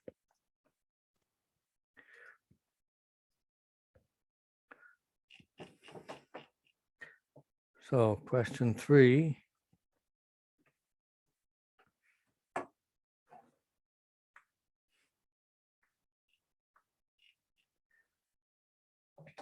how much would you have to pay into an account at the beginning of every 6 months to accumulate $10,000 in 8 years if interest is 7% compounded quarterly?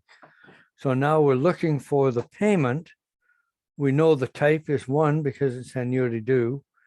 The payments per year are semi-annual. The time period is 8 years. The interest rate is 7. This is the, oops, how did that happen? This is the nominal annual rate.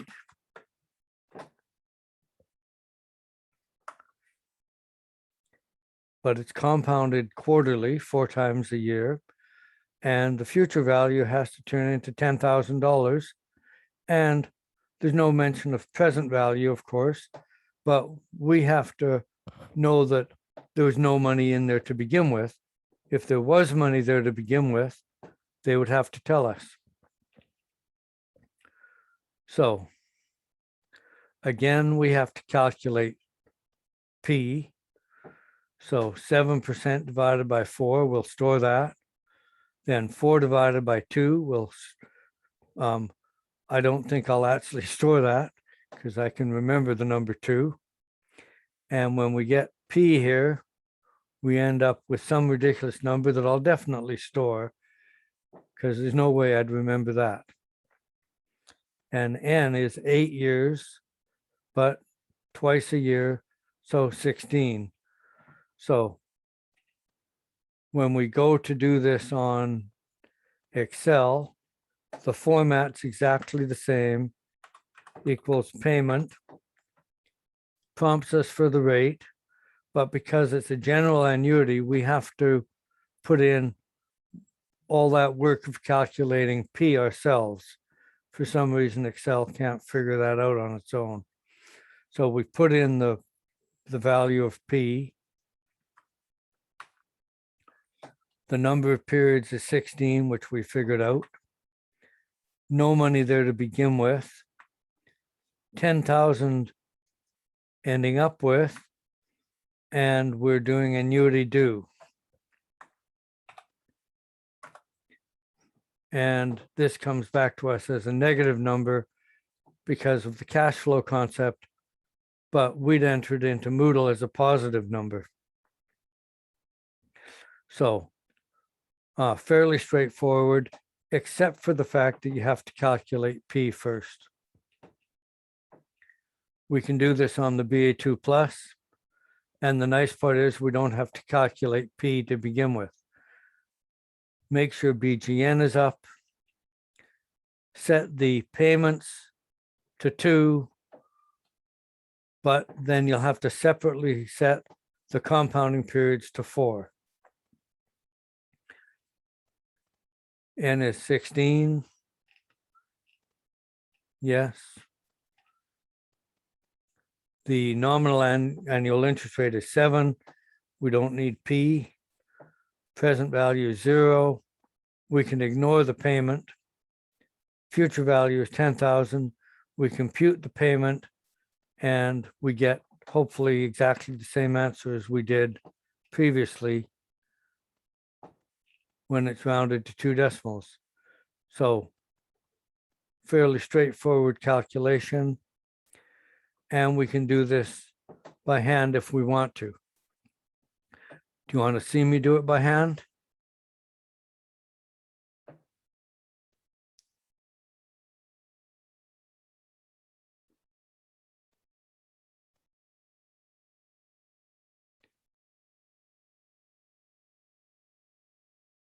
Okay.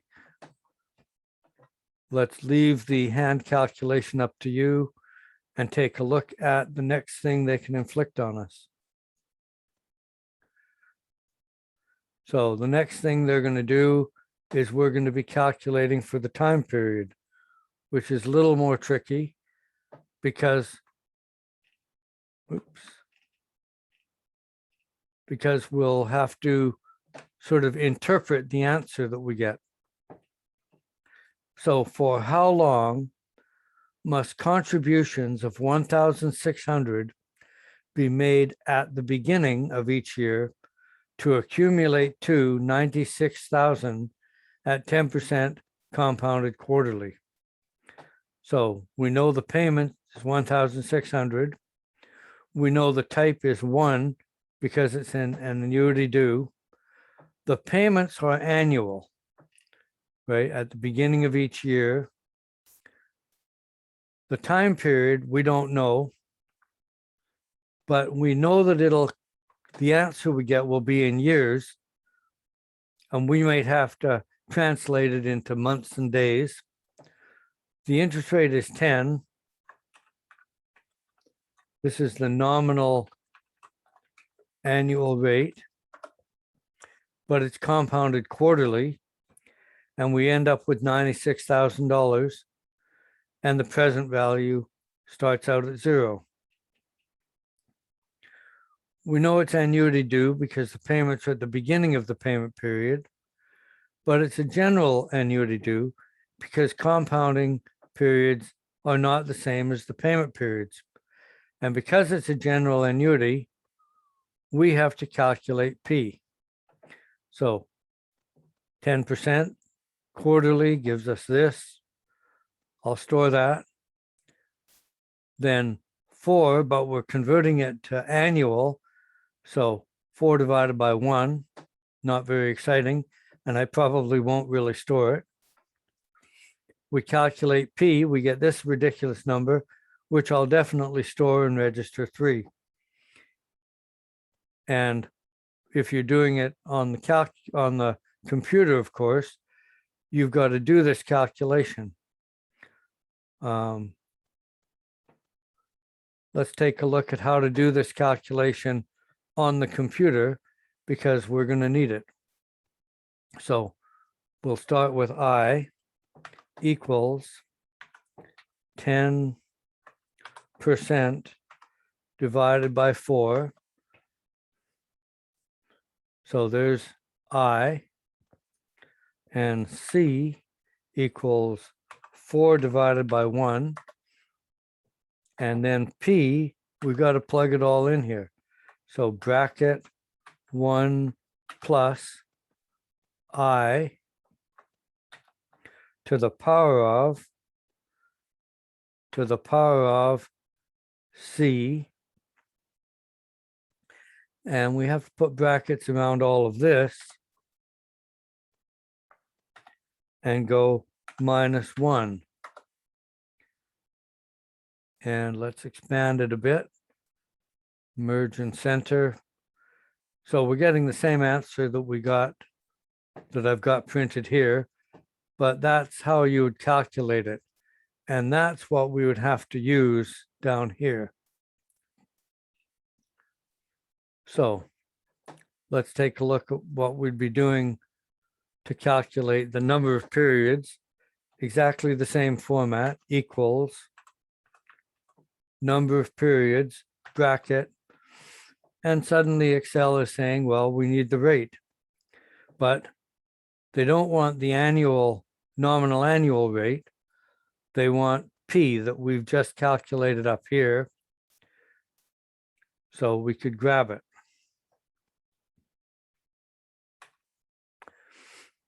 And the present value we know is 1,600, but we're making these payments. So we can grab that because I've already put it here. No money in there to begin with, but the calculator or the computer has to be told that. And we want to end up with 96,000. So we can grab that. And because it's an annuity due, we're going to put 1 in here.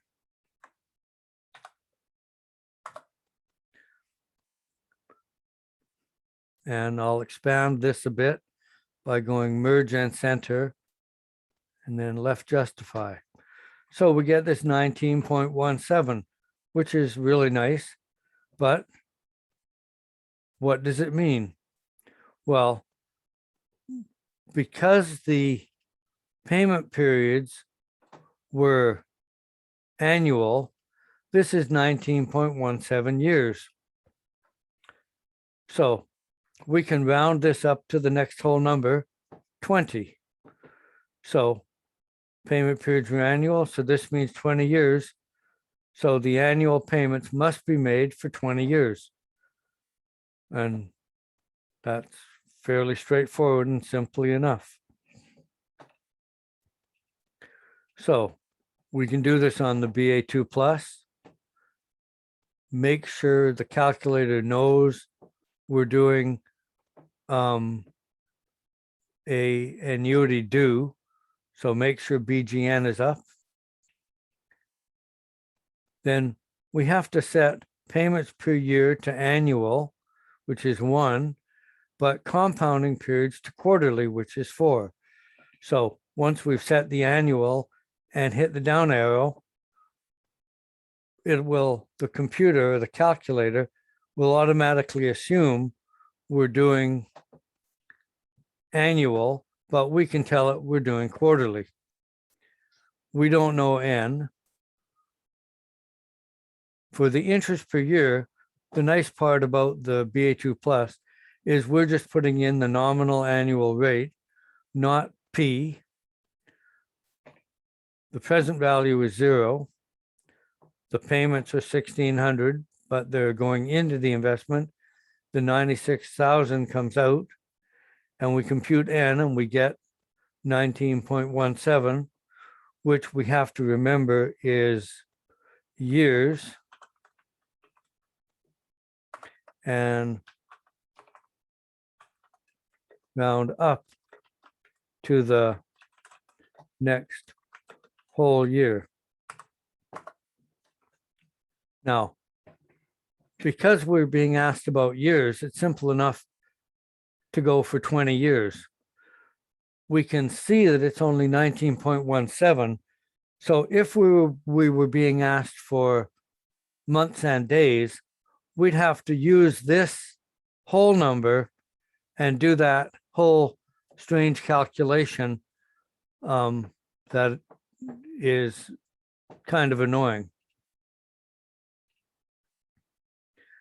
So if we're calculating this by hand, we have to use these natural logs.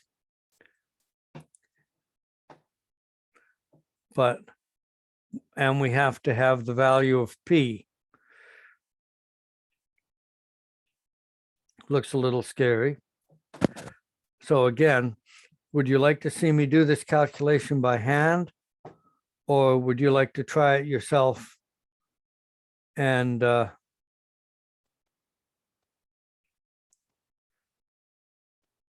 let me know if it works or not eventually? I put a little note here that on the formula sheet, there are 2 N formulas. One is for when the future value is known, and one is for when the present value is known. But in this case, we know the future value. So we have to make sure we get the right formula for N. So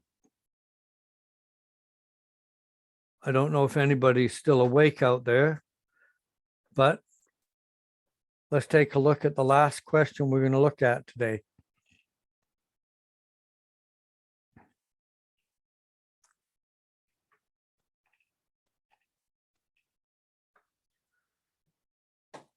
So still dealing with general annuity due. What is the nominal annual rate of interest compounded annually on a lease valued at 21,600 if payments of 680 are made at the beginning of each month for 3 years? So when we try to summarize what we know, the payment is 680. The type is 1 because it's annuity due. The payments are monthly. The time period is 3 years. The interest rate we don't know, but it's compounded once a year. The future value is 0. Why is the future value 0? On a lease. So at the end of the time period of the lease, we don't owe any money. So the future value has to be 0. But the present value is 21,600. So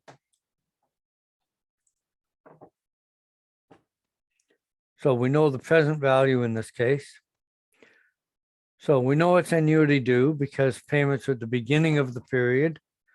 We also know it's a general annuity because the compounding periods and the payment periods are not the same. And we don't have to calculate P here, but that doesn't make this any easier because annoyingly enough, what Excel is going to give us is P. And then we've got to go through a tremendous rigmarole to convert it into something we understand. So let's see how to calculate the rate. Equals rate.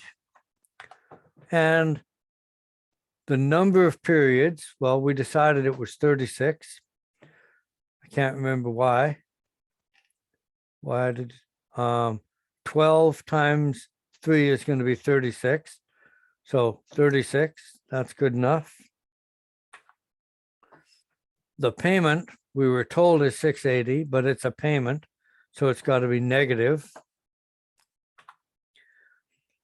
The present value, we were told this is the initial value of the lease, even though they're paying 680 per month.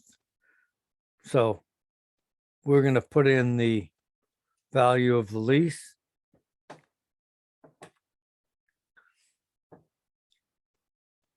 And you sort of have to think of it as if they borrowed 21,600, but they're paying it off at 680 a month. The future value is 0. They won't owe any money when they're done. And it's annuity due, so we put in a 1. And I've put the guess in here as 0, but in actual fact, I'm just going to leave it blank. I'm not sure if it would work. Let's try it both ways.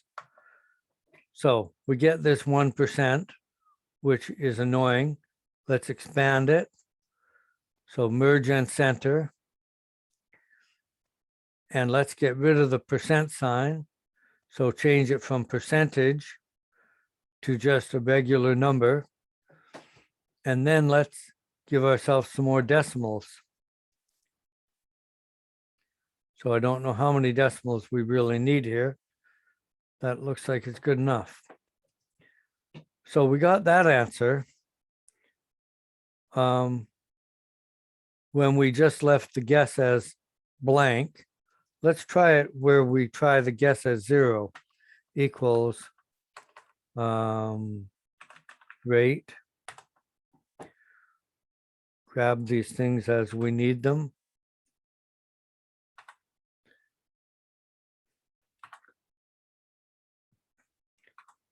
The reason I highly recommend you laying it out like this is it makes it so much easier to change the question when you're confronted with the same question, but different numbers.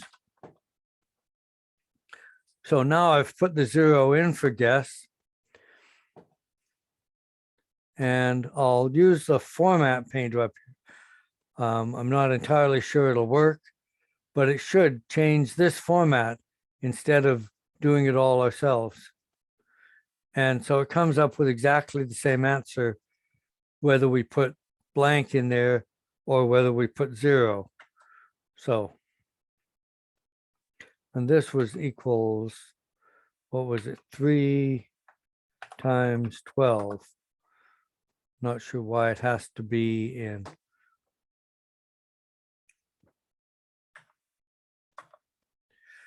italics, but they're all in italics. So we have this 007, which is pretty mysterious. And we have to figure out what the hell does this really mean to us? Because Excel has really failed us here. The number Excel has produced is P, because every other time we had to give Excel P, it gives us P back, and we wanted I. Excel expects us to use the equation for P, which we know, but solve it for I. How ridiculous. So we want to solve this equation for I. So the 1 has to move over, P plus 1 equals 1 plus I equals, or to the power of C. Then we have to move over the power. So we take both sides to the power of 1 over C. So now we have P plus 1 to the power of 1 over C equals 1 plus I. And then we have to move the 1 over. So we get P plus 1 to the power of 1 over C minus 1 equals I. That was all sorts of annoying, but we have a formula we can use. And I don't know if they ever gave us this formula in the textbook. So C is 1 over 12. But we need 1 over C. So 1 over C is 12. And when we try, now that we solve this, we get I to be equal to this, which again, still doesn't make a whole lot of sense.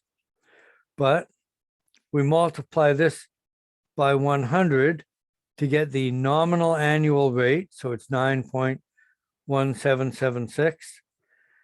And we're being asked for the annual rate. So I is just 9.1776. So when we're being asked for the effective annual rate, did they ask us? Let's look up top and see. No, they didn't ask us, but apparently I got excited and said this is the nominal annual rate compounded annually anyway, because it was only compounded once a year. So that automatically means it's the effective annual rate. So that was very complicated. The BA2 plus makes it a lot easier. Again, make sure BGN is up. And the payments are monthly, so we set PY equal to 12.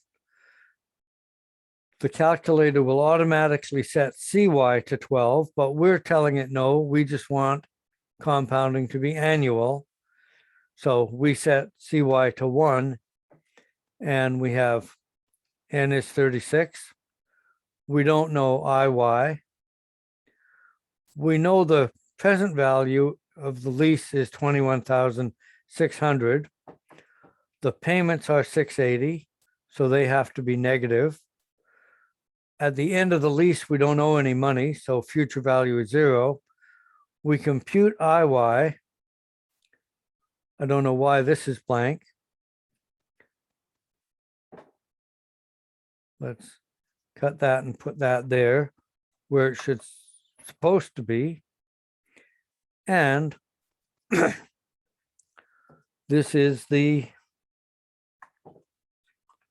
nominal annual rate. And then for some reason I rounded it to 4 decimals.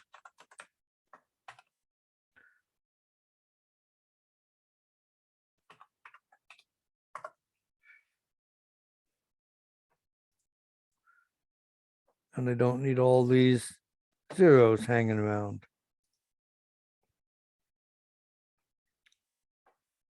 So in this case, the BA2 plus was way more user-friendly than the Excel calculation. It actually gave us the number we wanted.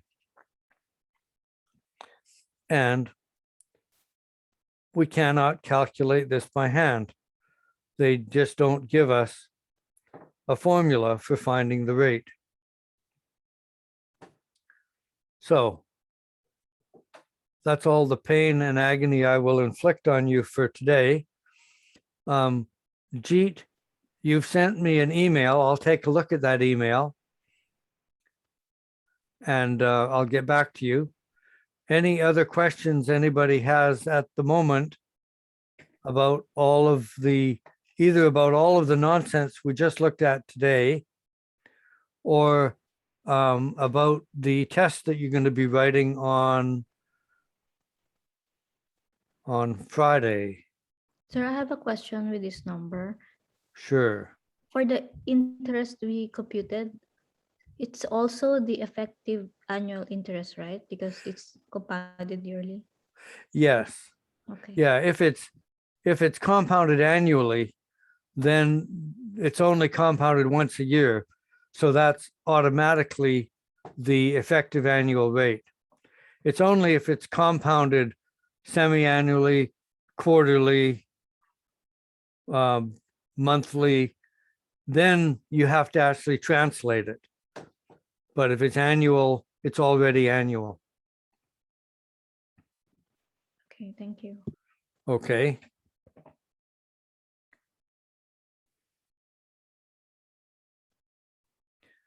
What is the due date for chapters 9, 10, 11, and 12? I will download them this weekend, but if you complete them and improve your grade anytime between now and the end of the semester, send me a message and I will download a new grade for the final report card. So on the end of this weekend, sometime, I guess, probably Sunday, maybe Monday, I will download them, and those will be the grades that will be reflected in the third report card. But they're not carved in stone. If you improve them, I will put your improved grade in the final and fourth report card. Do we have upcoming quizzes? If so, when? And when will be our final? The final is in the week of December, say 12 to 18. But the date for the final will be decided by the project management office.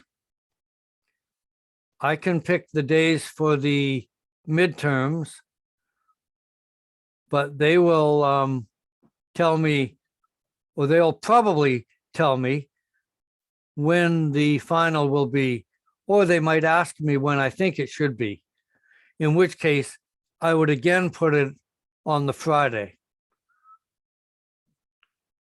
Can we complete all the assignments that we missed by the end of the semester? Yes.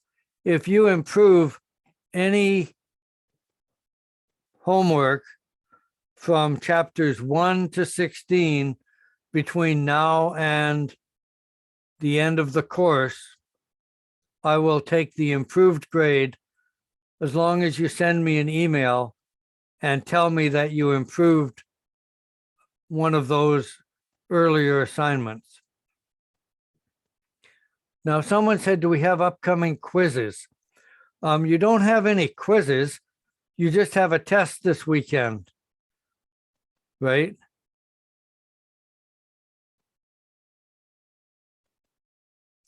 For the final, will we get a 48-hour window? Yes.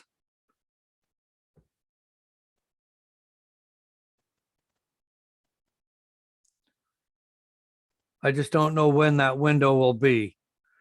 It'll be sometime in that final week. For the hospitality department, they wanted it at the beginning of the week.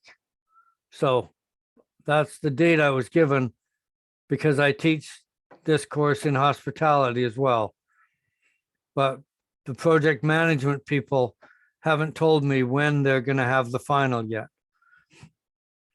They sort of want to create a schedule so you're not writing a whole bunch of tests the same day, which is presumably nice of them.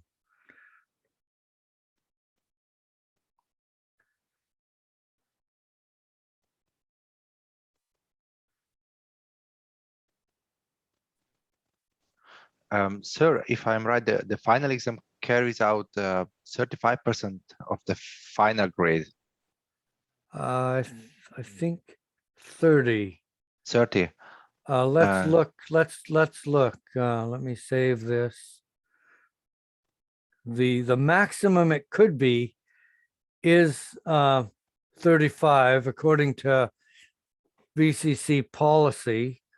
But let's go over and look at the course outline and make sure that we know what we're talking about.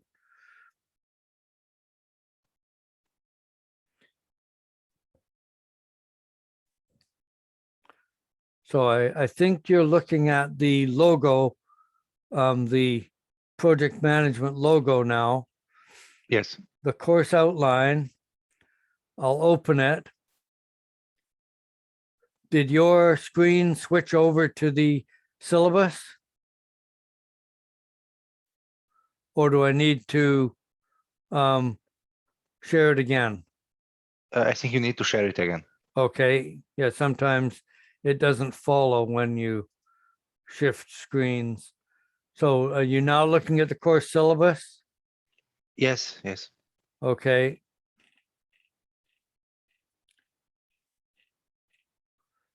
Final exam is 30%. Okay.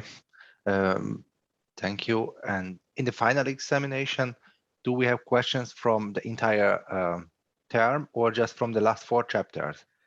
Unfortunately, just from the last 4 chapters. Okay. I say unfortunately, because the last 4 chapters are the hardest chapters in the book. Okay.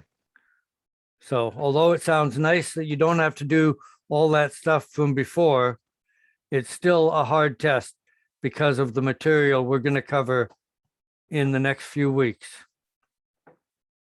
All right. So Thank you. what will the coverage of the final exam be? It'll only be chapters 13, 14, 15, and 16. And someone said, you gave us until November 15th to complete 5 to 8.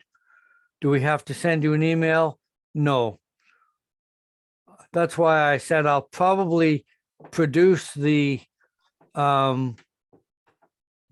report card after the 15th, which is the Monday.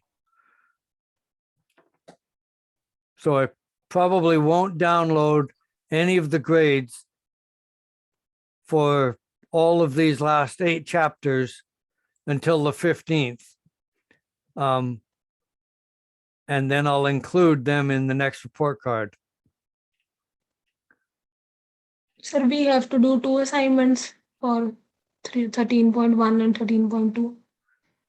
Yes, yes, you'll have a quiz on 13.1 and a quiz on 13.2.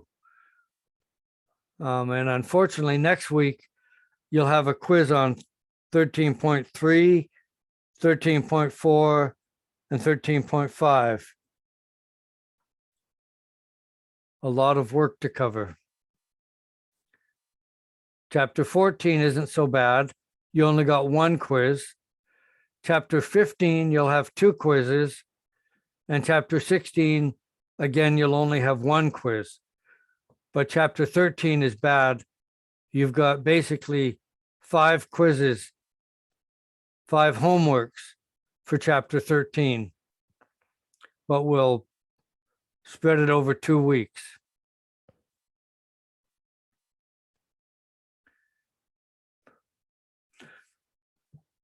The deadline for the chapter 13 homeworks will effectively be the final test. Whenever they make the final test, then after the test is over, I'll download the grades.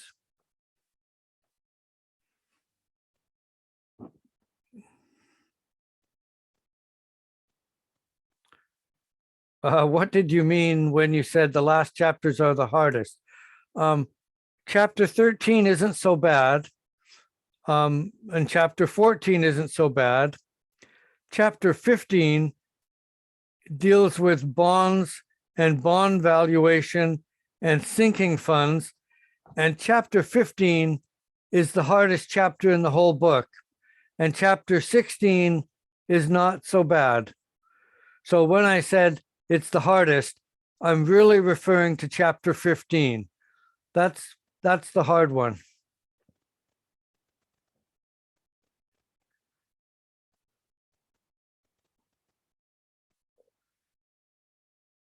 Chapter 13 is only bad because there's so much material. They just put a lot of work in there. We could spend an entire month just on chapter 13, but none of the work is that actually difficult. It's just a lot of it.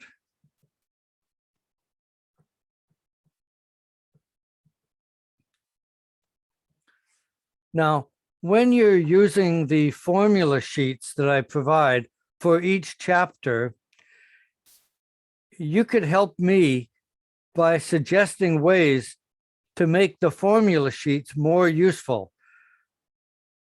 So I try to make those formula sheets as user-friendly and as useful as possible.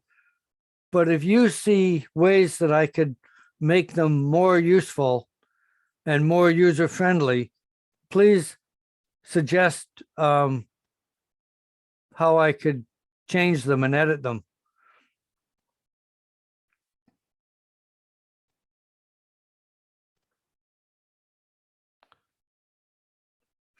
Do I give less questions on chapter 15? No, probably not. I probably will end up giving you questions, equal number of questions from each chapter.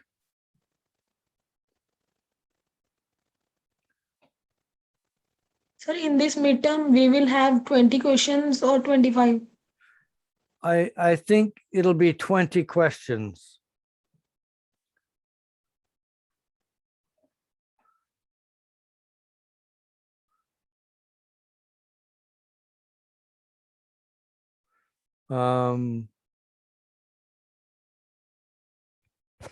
We're still looking, are you still looking at the course outline?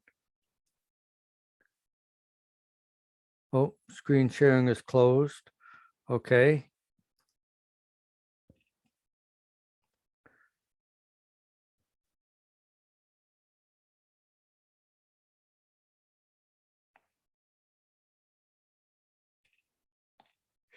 Yes, the test you're writing this weekend is 20 questions. I will still give you a 4-hour window. Let me just check that I have indeed done that. Yes. So the quiz will open on Friday, the 12th at 9 a.m. and it'll close on Sunday at 11:59. So if you started it at 9 o'clock on Sunday, you'd still have 3 hours. But if you start it earlier, you'll in fact have 4 hours. So pretty well, anytime you start the test, except for in the last 4 hours, you'll have a 4-hour window.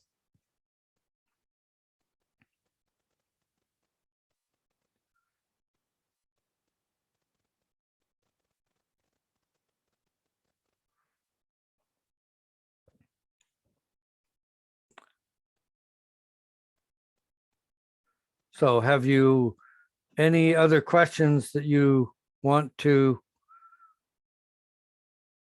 ask at the moment?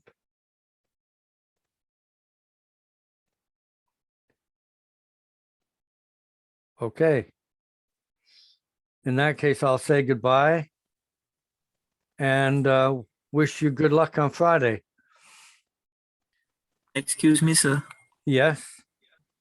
Sir, some of the questions in the chapter 13, we cannot find the related questions on anywhere.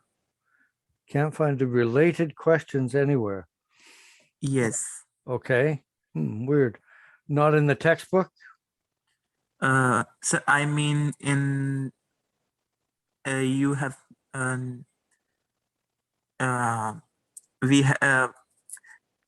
we are not able to get similar questions But for the questions that are in assignment. no, but there'll be questions in the textbook, and then you can use the textbook answer key to figure out how to do them, because all of the questions are out of the textbook. Okay, sir. So I was only doing from your chapter notes Oh. and the Zoom class Yes. recording from. Yeah, there may be questions there that we haven't actually done examples of. And in that case, go to the textbook, find the similar question in the textbook, because all of the questions are out of the textbook.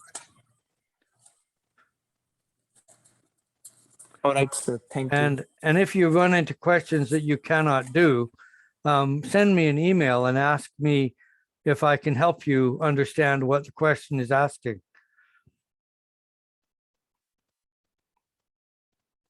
Okay, sir. Okay, Okay. All right. Thank you, sir. okay.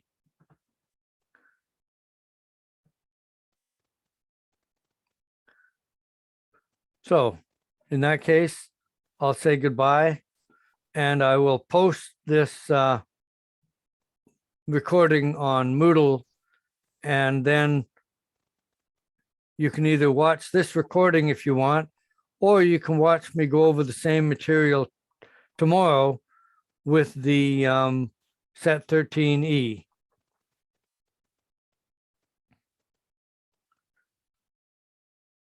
So no other questions at the moment?